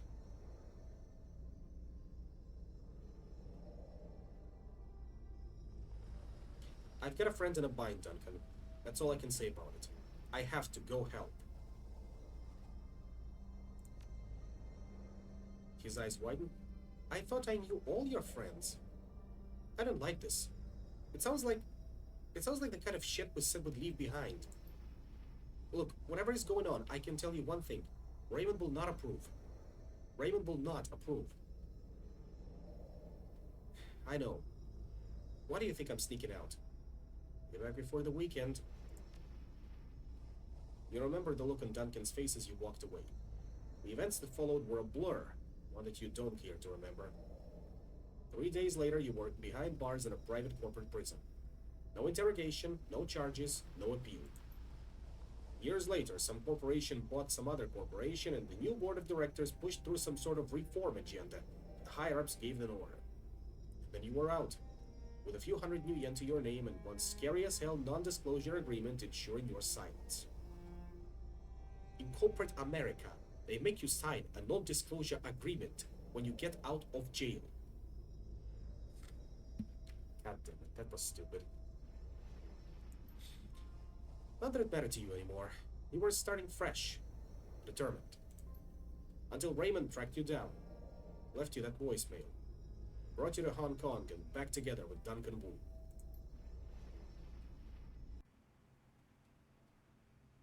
You realize that Wu's been staring at you. Now let's hear it. Where the hell have you been all this time? Why didn't you contacted me? At least to tell me you were alive. I wanted to, Duncan, but I was locked up tight. Corporate black site. No communication. No shit. He squints at you, full lie detector mode. Oh, fuck, I had no idea. A range of emotions play across Wu's face. He stares at the ground for some time before finally looking back up at you with a heavy sigh. Wow. I really don't know how to process that right now. I don't know. If we're still alive tomorrow, we can talk more. The shit is too much. We're marooned in the silent, hunted by the cops, my partner is dead, Raymond is missing, and we're about to go see a crime lord about erasing our goddamn identities. And as a bonus, our only allies are a pair of tiny criminals who would kill us if they could so they didn't have to deal with us. Listen, back in the barracks, whenever I was out of control, you just handled the situation, remember? With Carter gone and I'm just a raw nerve. I'm afraid I'm gonna slip back. People are gonna start getting hurt again. I got you back, Duncan. He stares at you hard, like he's trying to see something inside your head. We'll see. Just don't press it. I need time to get used to you. Now let's go meet our triad woman and get our damn sins burned. I want to rip off the bandage as fast as I can. Nothing else to grab here, so out we go. Hawaii, a makeshift boat city latched onto the Kai Tak riverfront like a parasite. Behind you, a massive snarl of dark and derelict high-rises dominates the horizon, the walled city. I don't see no cops, but I don't see a mahjong parlor. Do we want to speak to these people? Don't mess with the law. Sure thing, buddy. Sure thing.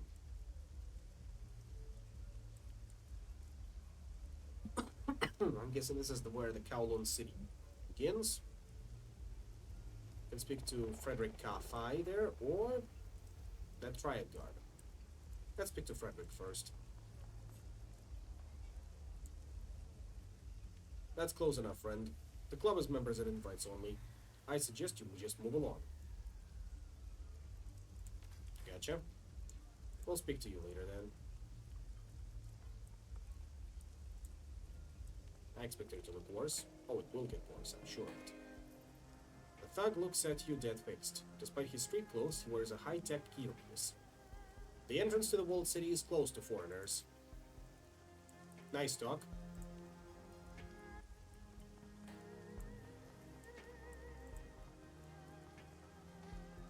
Ah, there's the mahjong parlor, I'm guessing.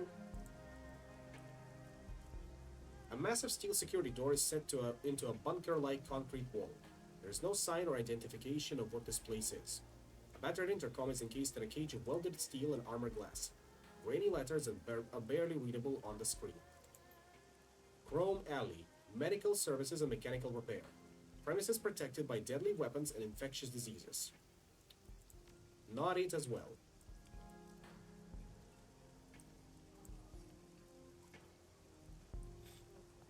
Of course, we gotta go down. Law's Techno Palace. That's why it says don't mess with the law. What's this? The insulation on these heavy wires is cracked. They buzz and crackle occasionally as stray drips from the awning strike them. That's totally secure.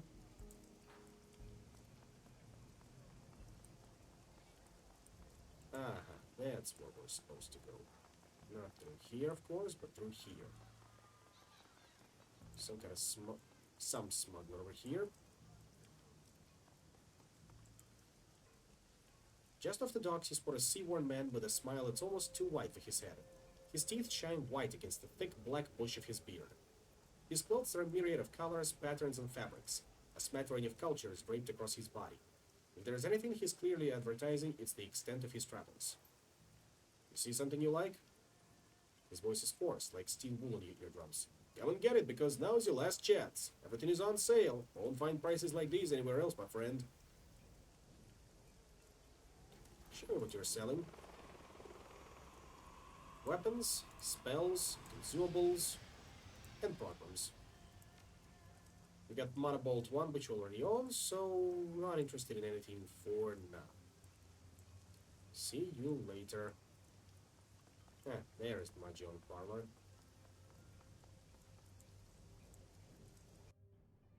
The swift wind's mahjong parlor, filled with the stink of cigarette smoke, the incessant click-clack of mahjong tiles, and the grim faces of hardened gamblers. Good thing I don't play mahjong. Come in. We have a lot to talk about. You can feel every eye in the room as you cross the mahjong parlor to the middle-aged woman sitting patiently at its end. The click-clack of ivory-colored tiles stops. Hands stray beneath tables, into jacket pockets, behind backs. The woman has the face of a prison guard and the demeanor of an inmate. Her salt and pepper hair is pulled into an iron-hard bun, and beneath it, two shiny black eyes offer nothing. Buttons sewn on a door. A nearly empty bottle of something foul rests on her mahjong table, nestled between a pair of tiny shot glasses. Tiny puddles of brown linger at their bottoms. Gobbet and Isabel stand on the other side of the table. Heads lowered, shoulders slumped, hands clasped. They risk a frightened glance at you as you approach. Yep, there she is. Looking like that. Looking like the landlady from Big Trouble in Little China, if you ask me. Oh, excuse me.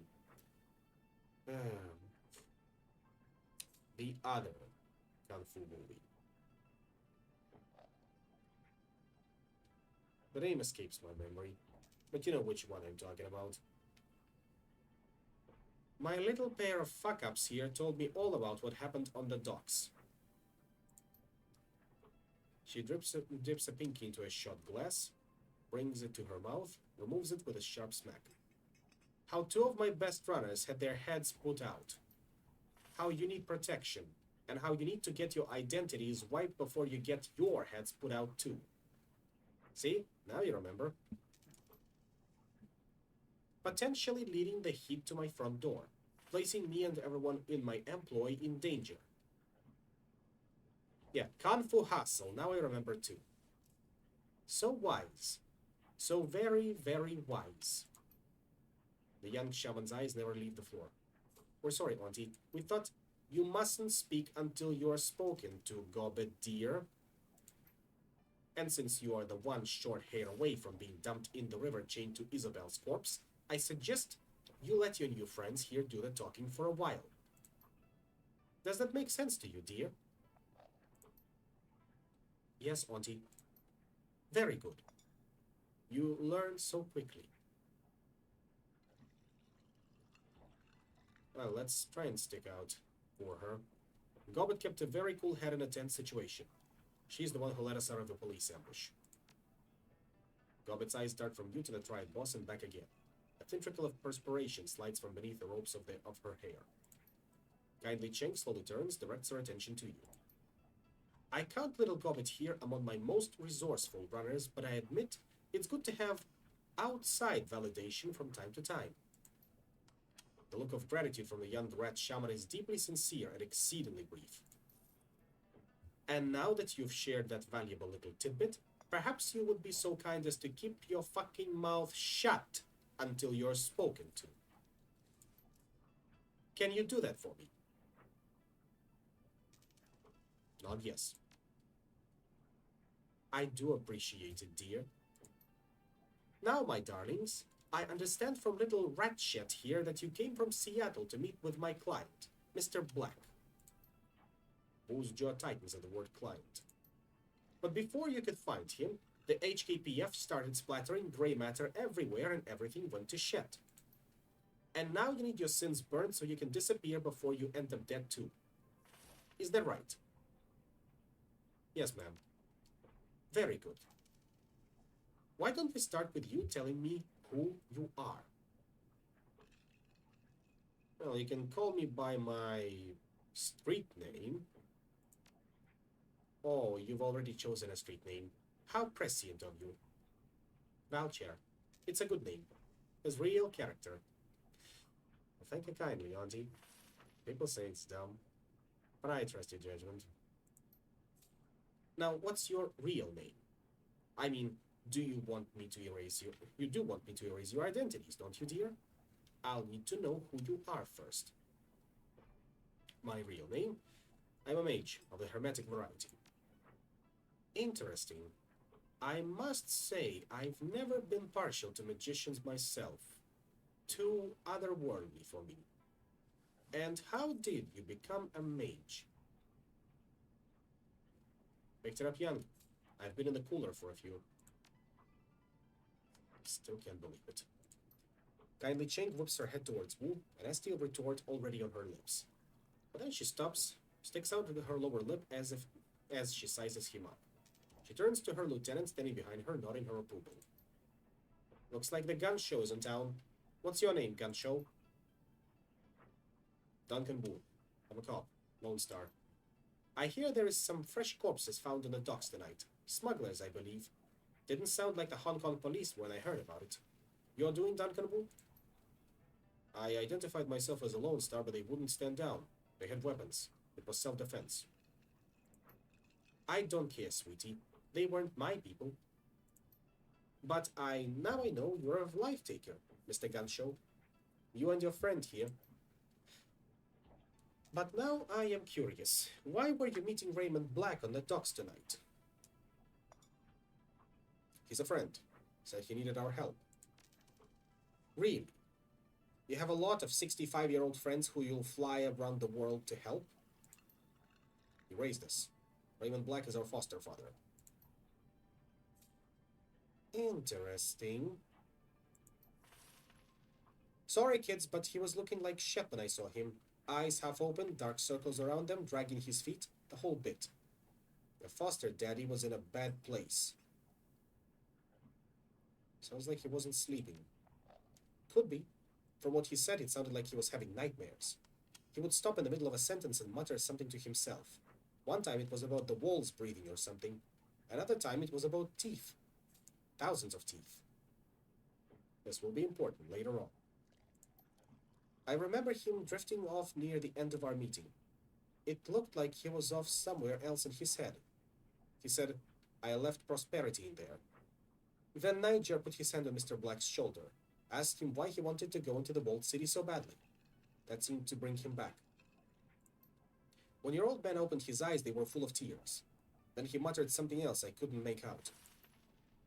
Your daddy got really irritating after a while. What do you think it means? I have no fucking clue.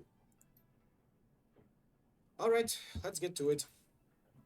You two need your sins burned, and you need them burned fast. Hong Kong dragnets are bad news. When they roll in force.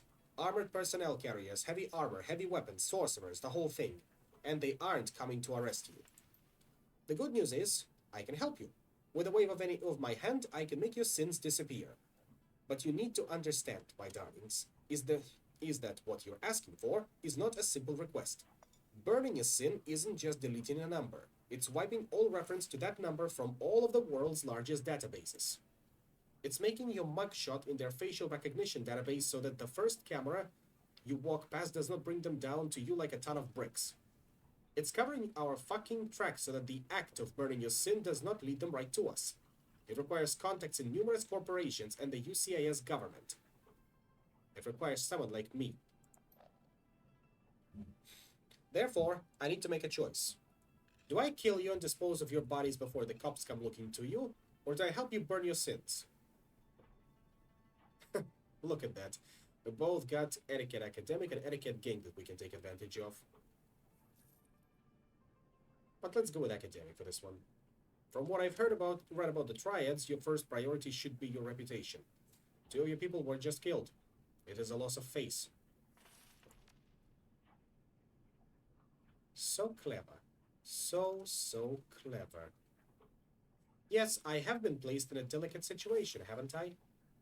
Regardless, that's the situation whether you're alive or you're sucking dirt. She stares at you for a long moment, chin still in hand, thinking. Taps her ash out on the floor without taking her eyes off of you. You live. You're clever, and I like that. I'll put your sins to the torch. However, I'll need to call in several valuable favors within my network to do it. And those favors do not come cheap. You will owe me. What do you want us to do? I want you to deliver a message for me to a business associate in the walled city. The Yellow Lotus has a strong presence inside. Isabel can tell you all about it, can't you, dear? Isabel grew up in the walled city. They collect taxes for the corporations, extort protection money from shopkeepers, run drugs, guns, people. They hurt people. We do those things, yes. But to be fair, we also operate the walled city's black market. You might not be alive today if it weren't for the lifeline that we provide. Isabel clams up tight. There is a red pole, a sort of enforcer, yes? On the inside. His name is Strangler Bao. Bao is a strong man, a good soldier, but he has forgotten his place. I need you to remind him. Naturally, no relation to a certain VTuber that goes by Bao the Whale. Want us to make an example of him? Did I say that I wanted you to make an example of him? No, I want you to deliver a message. Bring this to him in my name. And remember that Bao's men are my men. By right, they should all be serving me. Killing them would be a waste of resources. I have no use for dead soldiers. One of you will go with these two Westerners to the walled city. Help them locate Bao and show them the ropes. The other will remain here with me. I have several menial and degrading tasks that need doing around the establishment. No matter who goes and who stays, you'll both pay for bringing an APB to my doorstep. Yes, Auntie. Yes, Auntie. Now, I'm gonna find out who ordered the hit on Nightjar and do some density on him with power tools. That boy was my favorite. He sang to me sometimes. That other one, I don't care about. Gunshot was an asshole. That will be all, my darlings. Return to me when you are all done. One last question, Auntie. Why not? Apparently I'm feeling generous today.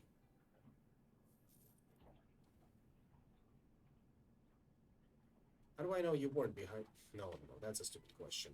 How do I know you weren't behind Raymond's disappearance? She obviously wasn't. Why? Because I say so. Because the plot says so. Etc, etc. So let's go with... What happened to the docks tonight? No, that's also a stupid question. What do you think happened to Raymond and got your Shadowrunners killed?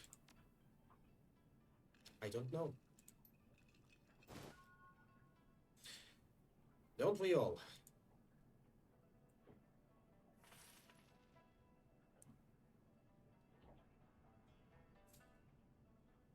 Don't we all?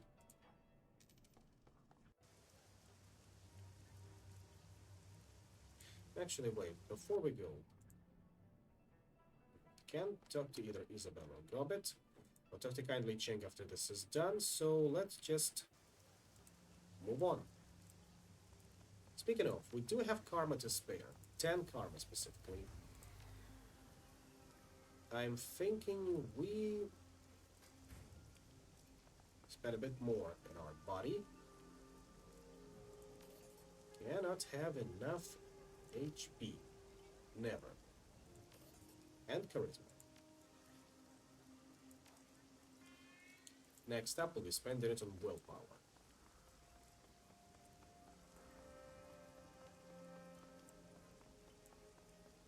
But yeah, in case you weren't there, the Kowloon Vault city was a nightmare.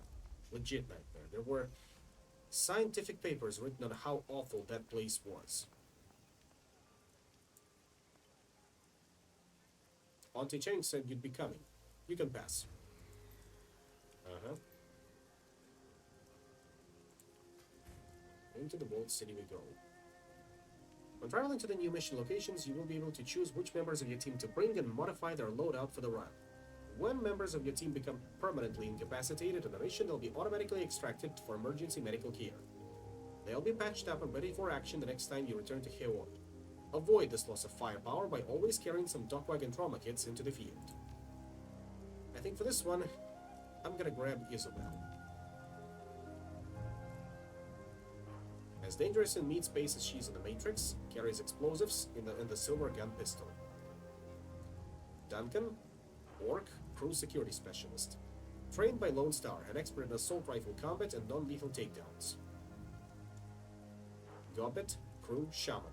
A devotee of Rat, specializes in split spirit control, barriers, and area of effect damage spells. As soon as you get a cyberpunk enemy sitting in it, complete with an 80s style waifu. Maybe. Maybe. Anything is possible.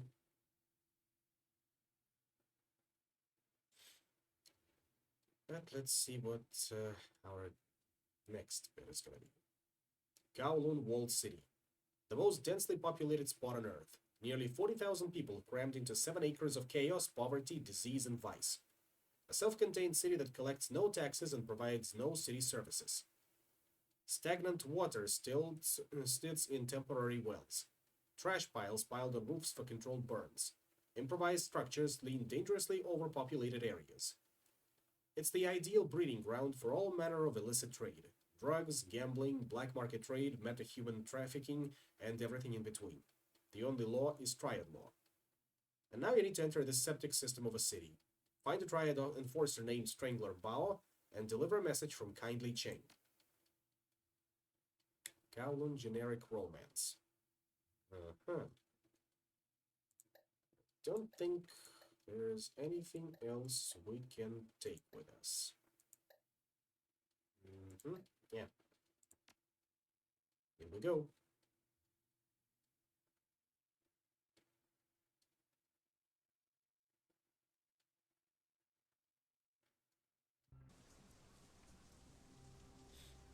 Foul, oily water rains down from above, mixes with the filth and offal and swill of the streets, turns it into a flowing slurry of unrecognizable sewage. In the distance, the sounds of back alley activity add to the ambiance of your arrival.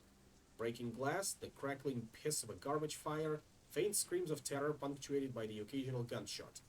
Sex and business and violence and misery blended into one. Raymond said that prosperity is in the walled city, but I don't see it. Why the hell would we want to set one foot in this place? Who knows? It'd have to be insane to travel to the walled city, as I think we said it's the worst slum in the Eastern Hemisphere. Maybe the worst in the world. I can't believe I grew up here. Sorry to have to drag you back. We could have brought Gobbet instead. I would have been cool with that. There was a market over there when I was a kid. Might not be a bad place to start. I thought you knew where to find Strangler Bao. I do. We need to get into the Lotus Den. That's what Bao calls the little island of control that he's carved out for himself here. It's a stupid name, but it stuck. They'll have guards posted at every entrance, but we might be able to find a way around them through the market. That's what Kindly would prefer.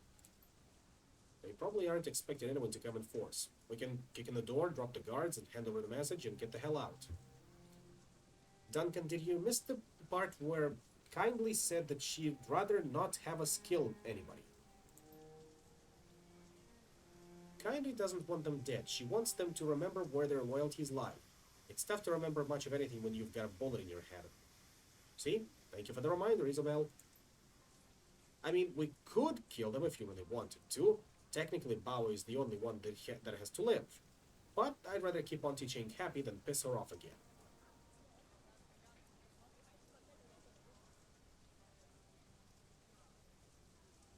That'll be up to them. If they don't try and kill us, they live. Got it. Let's get this done. Deliver data stick to Strangler Bauer. Duncan and Isabel must survive. Optional. Do not kill any Yellow Lotus. This should be possible, I think. I hope. I think, and I hope. But yeah, as you can see, the place is absolutely miserable. A putrid stench emanates from the remains of this building. You see nothing that would cause it.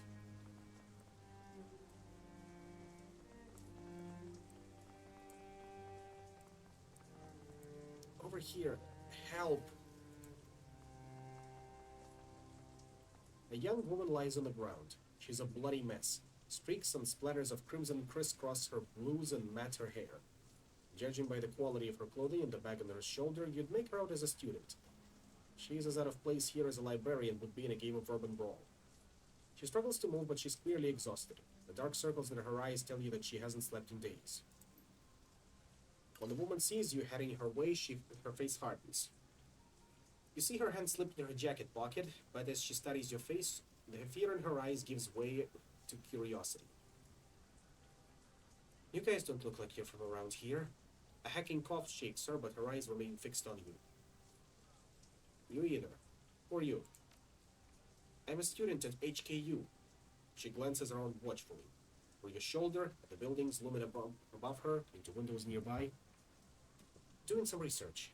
Gotta finish before I can leave.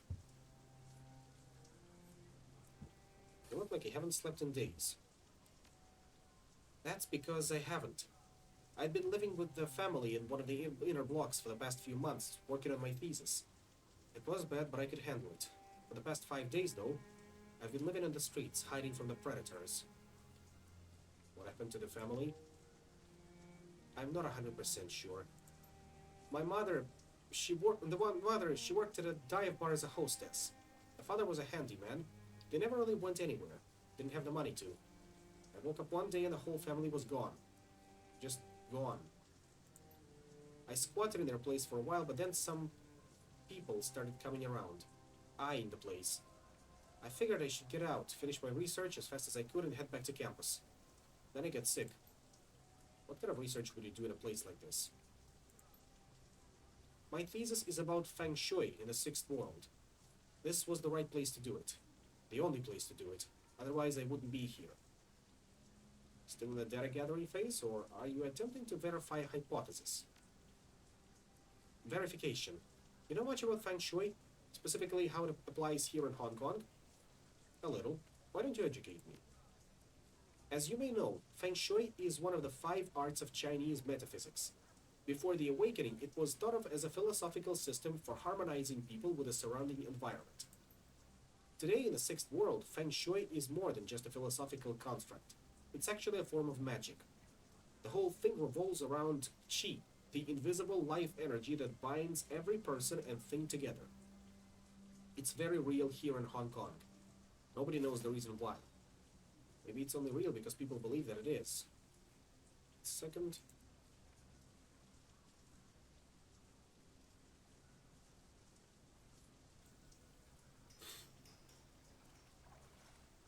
Maybe it's only real because people believe that it is.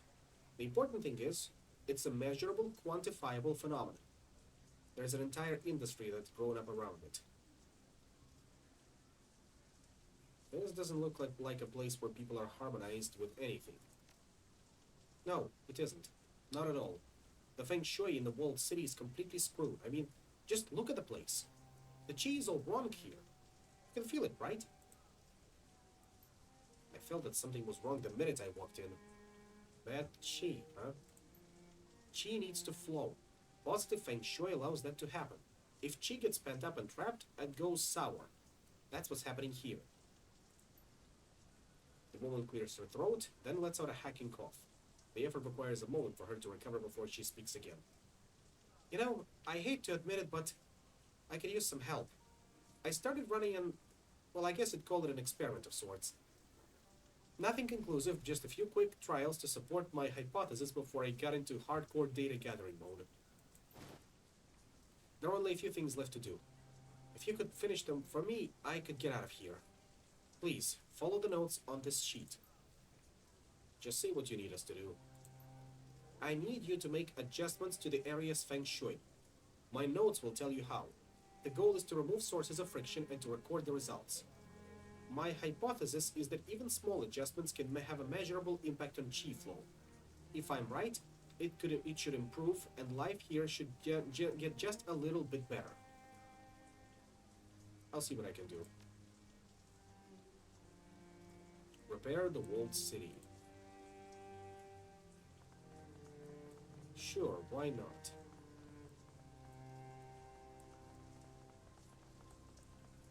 This one's mine. Step off.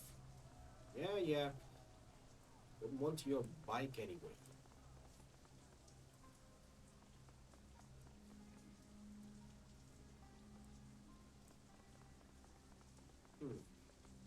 What are you selling, merchant? The street vendor gestures towards a jumbled pile of tarnished chains, costume jewelry, and trinkets on a stained flannel blanket. Look at these beauties! Very valuable, very pretty. Show me what you're selling. Force 3 Fire Elemental Fetish, Force 3 Water Elemental Fetish, and Force 2 Earth Elemental Fetish, in case we need to summon us some elementals. I think Earth Elemental wouldn't be too bad.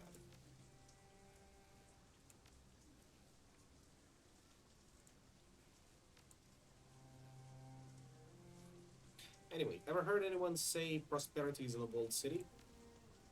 No, that's not something for someone would say. That's not something that someone would say around here. And let's be a bit direct. What's been going on around here? I heard Strangler Bao is making a move. The Strangler's men are getting reckless. Too dangerous to do business in the old market now. I had to move shop. The old market is deeper inside the walled city, right? So isn't being out here on the edge kind of a step up? Depends on how good a spot you had. Mine was good. People living deeper inside want pretty things too, and no one else was selling it there. Maybe this will be a good spot. Have to wait and see.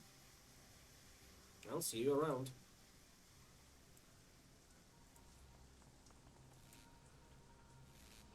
Wires are sparking dangerously far just above the doorway. Patch the worn-out wire coating. A quick patch job with some nearby waste rubber leaves the wires safe once more. That's the first spot we needed to fix up. Very nice. Note how this just goes up and up and up. That's Kowloon Walled City for you. Let's see, there was a place that we missed on our way here, in the sense that we need to backtrack and see whether it can be fixed up.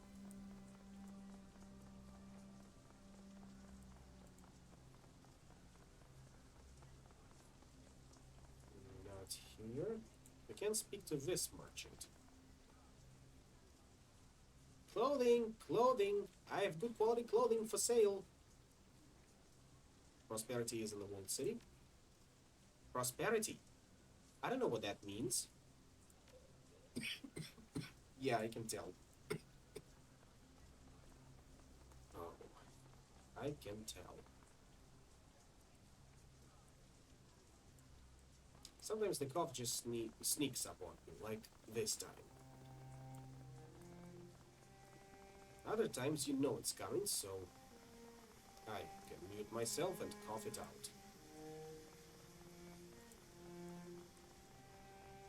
So apologies if that come all of a sudden. This market stall has been picked clean, its owner replaced by a pool of dried blood. Funny. There's spiritual energy here. A pile of filthy rags lies heaped on the ground, a man's shirt encrusted with dried blood and grime. Swelling sensation behind your eyes tells you that something is bound into the cloth, a spirit of some kind. You could use your abilities to beckon it out of the rags if you wanted to, and we do have the skill for that. Tell me, O spirit. The air above the bloody rags shimmers. Slowly, something close to man-shaped coalesces into being. A soft voice echoes out from deep inside, as if it begins somewhere else. What is this? The spirit peers at you through eyes as soft and undefined as poached eggs. Where am I? You've shed your body. You're a spirit now. Spirit? I am? It raises its hands to examine them, lank eyes sweeping over dead flesh. How? What's the last thing you remember? The last thing. I was pushed out of my shop, hunted through alleys. Bao. Bao and his men. I wouldn't pay them, wouldn't accept their protection. Proud. I was too proud. They tore me apart, butchered me like a duck. It searches the sky, the ground, tearing at the memories inside itself. As it relives its own death, a network of deep cuts opens in its waxy skin, splattering black ichor on the ground. The cold light within it grows brighter. It pulses up the thing's throat and into its mouth, forcing its jaw to unhinge like a snake's. A burning radiance pours out of the spirit's mouth like vomit, splattering on the ground in an ectoplasmic flood of anger and despair. Maybe you can help us. Help? I can.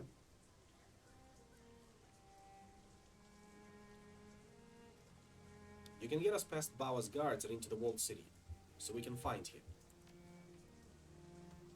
The spirit's eyes roll on its head and it shudders, struggling to let the passion dissipate. I had a friend, a smuggler of animals. He had a space, hidden, secret. Yes, spirit, tell me about the secret space. An entrance in the sublevels, a chute, a door, red paint, and numbers. 5465. 5465. Thank you, spirit. 5465. 5465. 5465. Forget it? 5465. Do not let his sacrifice be in vain.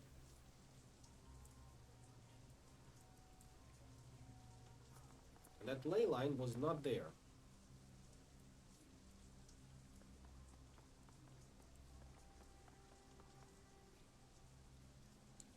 Do we want to speak with that Yellow Lotus captain?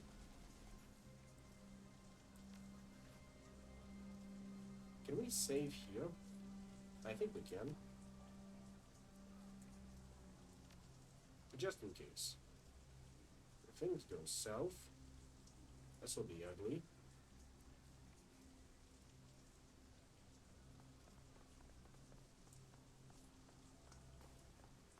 A well-muscled and heavily tattooed triad member looks up from his PDA, bored out but alert. Behind him, other Yellow Lotus soldiers take notice and turn to leer at you.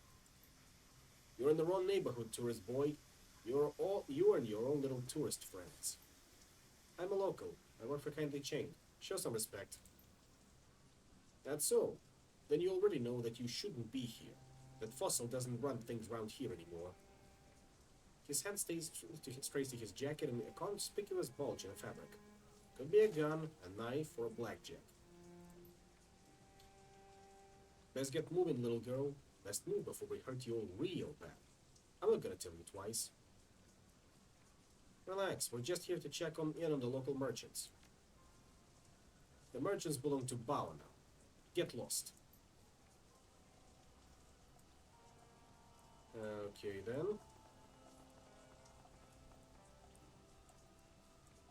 That was a combat we avoided. You come upon a heavily muscled triad soldier screaming at the bearded old man holding a bleeding nose. The punk wags a cheap disposable credit stick in the old man's face. This? The bright plastic case would look cheerful if it weren't smeared with blood. This isn't enough. You've got two options, old man. You can find a way to pay me all the money, or you can drag your bony ass deeper into the wall. Find a spot for yourself there with the pimps and the predators. They should find a nice use for you. Your choice. The old man wails. It's not fair. I can't just pack up and leave. I've been living here 22 years and I... Is this how it's going to be? He rolls his burly shoulders. Fine by me.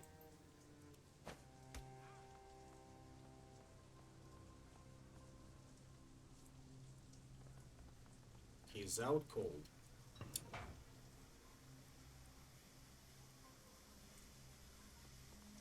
Someone's starting a tire fire.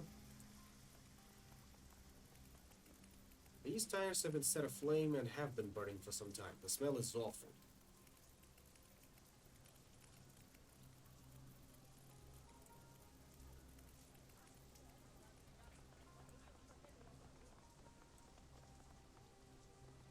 We live in a cyberpunk dystopia. But not the cool kind. With the trench coat wearing and eating stir-fried pork noodles in the rain kind. A bucket of sand. Why did we pick it up? Because we could. I think it's qualified as pocket sand, right?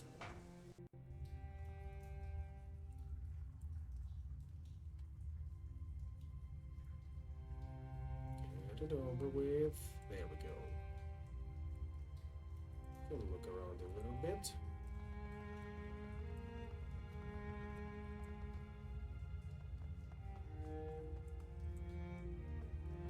Red door is the one we're looking for. We can still look around a little bit.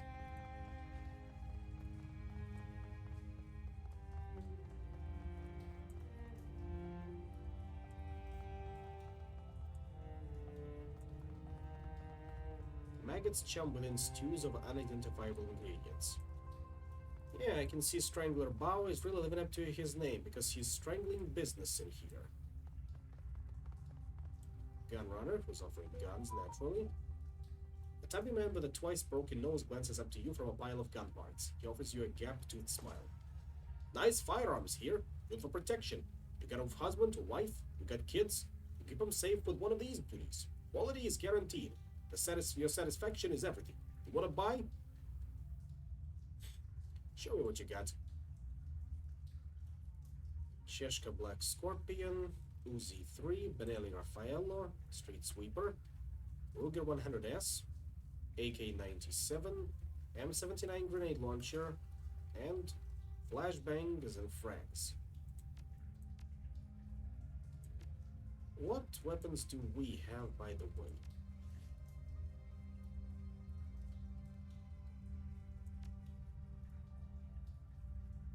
Don't tell me that's a Cheshka Black Scorpion.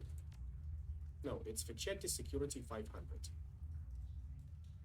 The Black Scorpion might be an upgrade, but we are a mage. We don't exactly need guns. Raymond got Samopal VZ's 88V. And Isabel, as we established previously, has the customized silver gun and the mini grenade launcher. So, yes, we are not buying anything from here.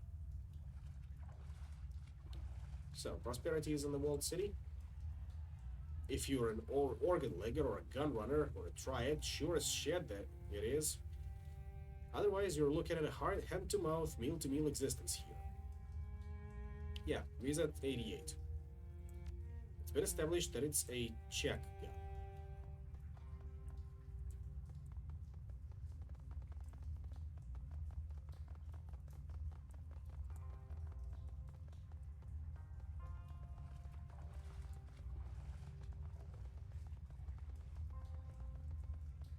We'll explore this part. So now we're going down here.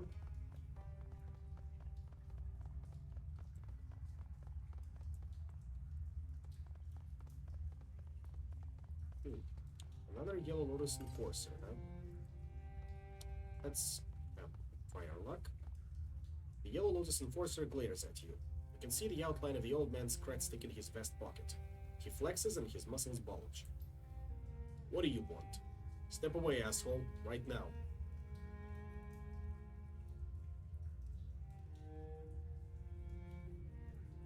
Yeah, I'm leaving. Well, remember optional objective. Do not kill any of them, no matter how assholes they are. It's gonna be hard. We can make it happen.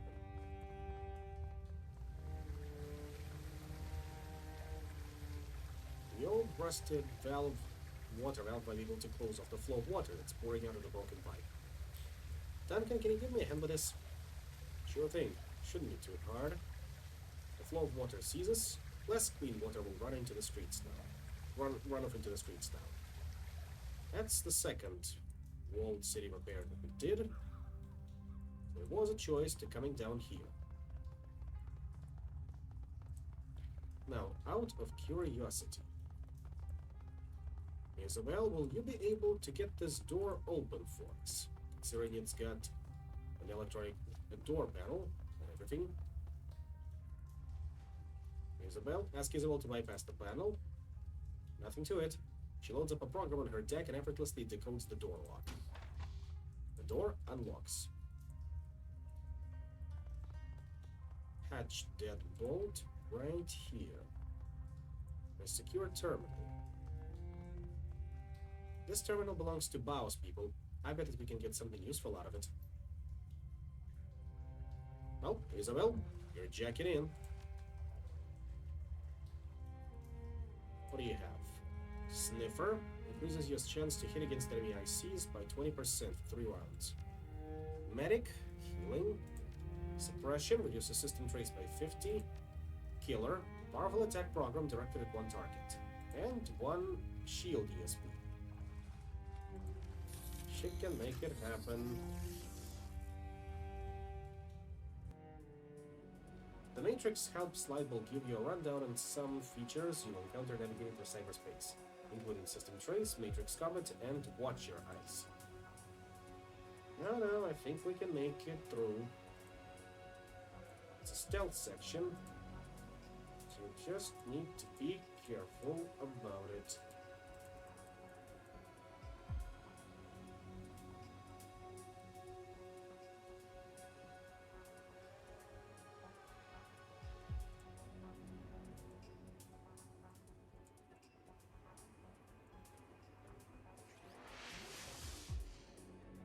See? Easy. Very easy. Okay, that's not the pattern. But don't pass. Ah, shit.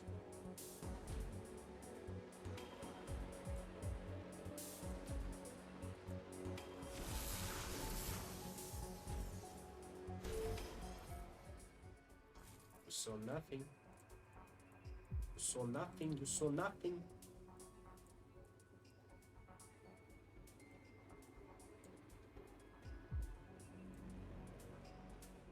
You can either attempt to hack the IC or force your way past it at the cost of additional system trace.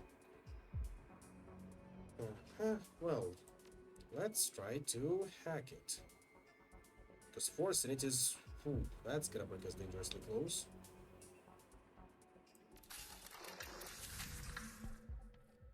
Oh. That's new to me.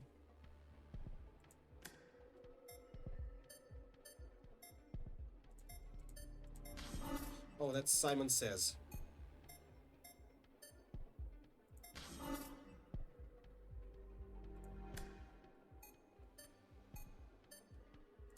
Seven, 9, 4, 3, 1, 8, 2, 7, 8, 5, 5. 7, 8, 5, 5, 5. 6, 7, 8, 2, 2. 6, 7, 8, 2, 2. 2, 2, 6, 5, 1. No, 5, 5, 1.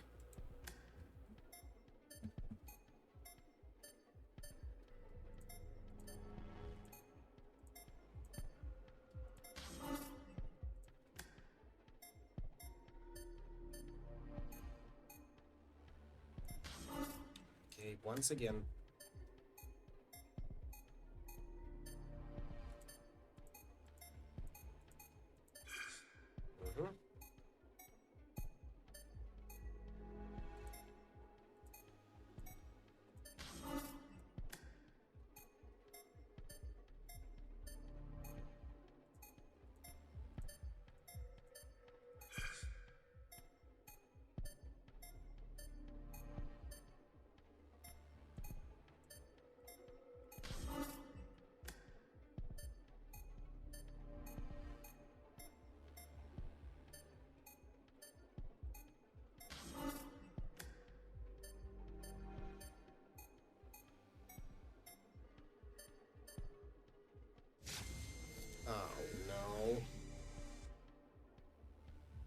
Okay, once more with feeling.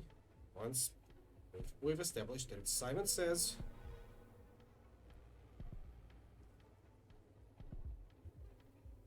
So let's make it happen. We can make it happen. Alright.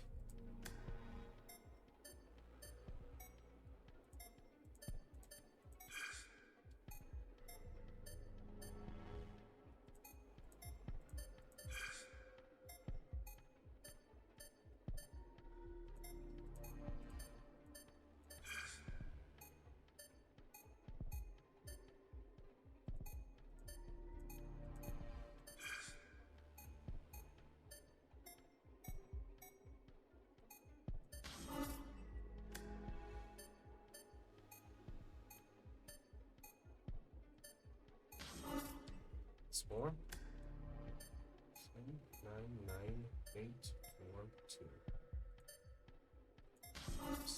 No. 7, 7, 5, 7, 2, 9. 5, 2. Come on.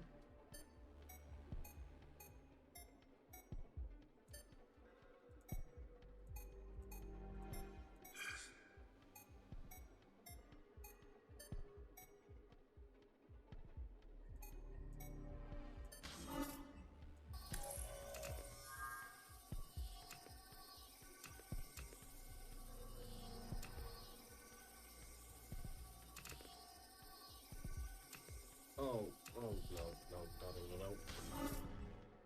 Ah. It's either Simon Says or this jumble. Yes, we're gonna be sticking with Simon Says, huh? Okay, third time's the charm. We can do this. We can do this.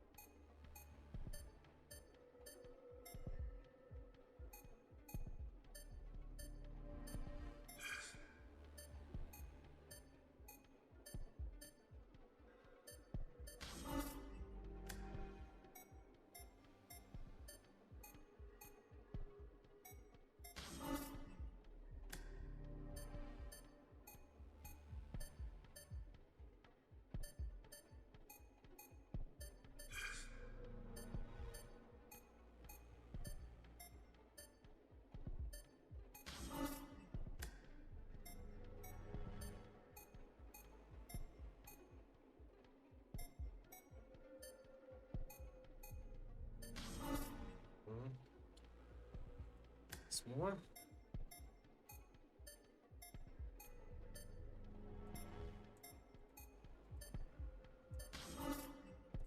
One more.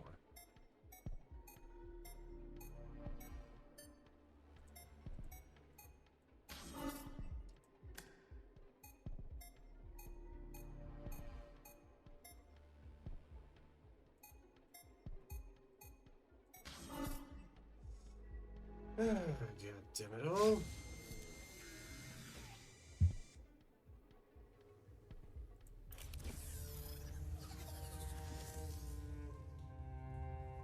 I'm gonna need a second to remember that. Or just read up on their help. So, hacking. Keypad puzzle and solution clues. Keypad puzzle. Press start and follow and match the sequences using your numpad or mouse to add more pips for more hack time. Note, you can press next as soon as you have even one pip to start step 2. Pressing start again will let you repeat this step. Solution clues. Use the symbol clues here to look for a matching solution out of the 10 choices below. Guess solution. Click the matching solution here based on clues above. The correct answer will let you hack past the blocker IC. Use caution. A wrong answer will raise system trace. Now let's redo this.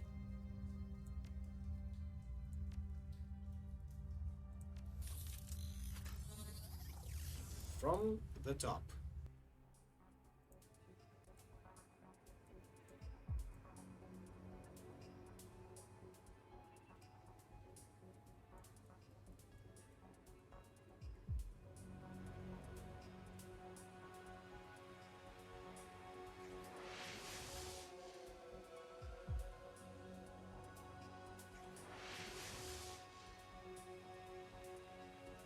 Okay, looks like we'll have to be taking care of that.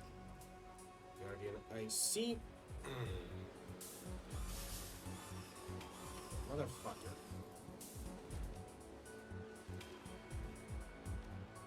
What was the last one to save?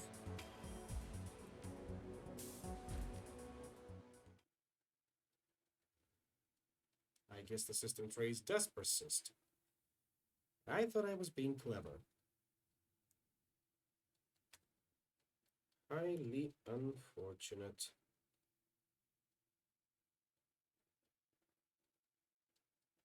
Highly unfortunate. But what can you do? Which is a question we ask ourselves too often. I'm sure this will be fine this time. Can attempt at least one more. Because after that, we will have to end the stream since it is getting somewhat late. Somewhat.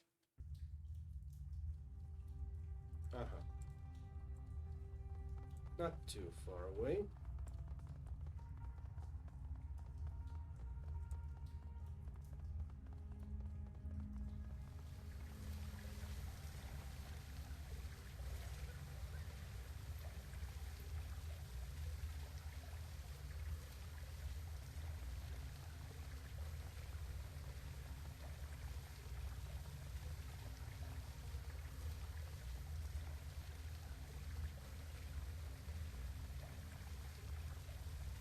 Let's try this again.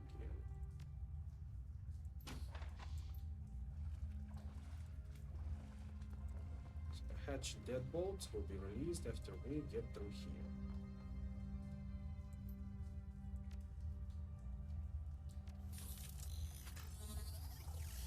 Now once again, from the top. Just gotta be careful this time.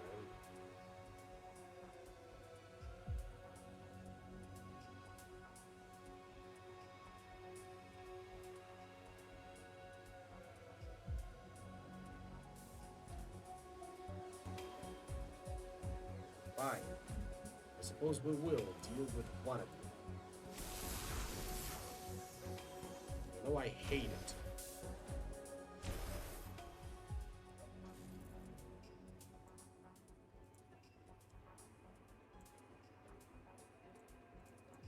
Yeah. This time, let's see where this leads us. Oh my god. Whole circus over here.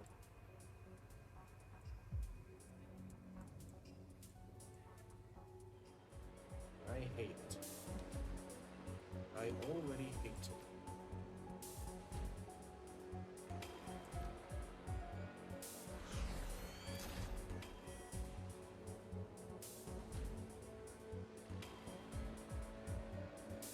I'm just gonna stand there and raise my trace, huh? Fine, I guess I'm doing this the hard way.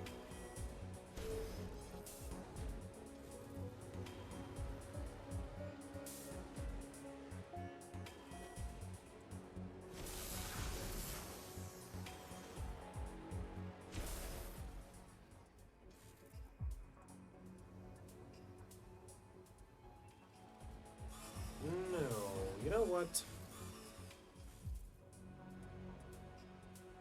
Definitely gonna need an earlier save for that one. because the sneaking section is not developing to my content. Let's put it this way. As I mentioned, it is getting somewhat late around here. So let's just load right in. And we will try our best the next time. The next time, of course, being next Wednesday. I might be a little fatigued. It does feel like I weren't giving it my best, which I should have been. Nevertheless, I'm not gonna let this get to me. Just need to try it a little harder next time.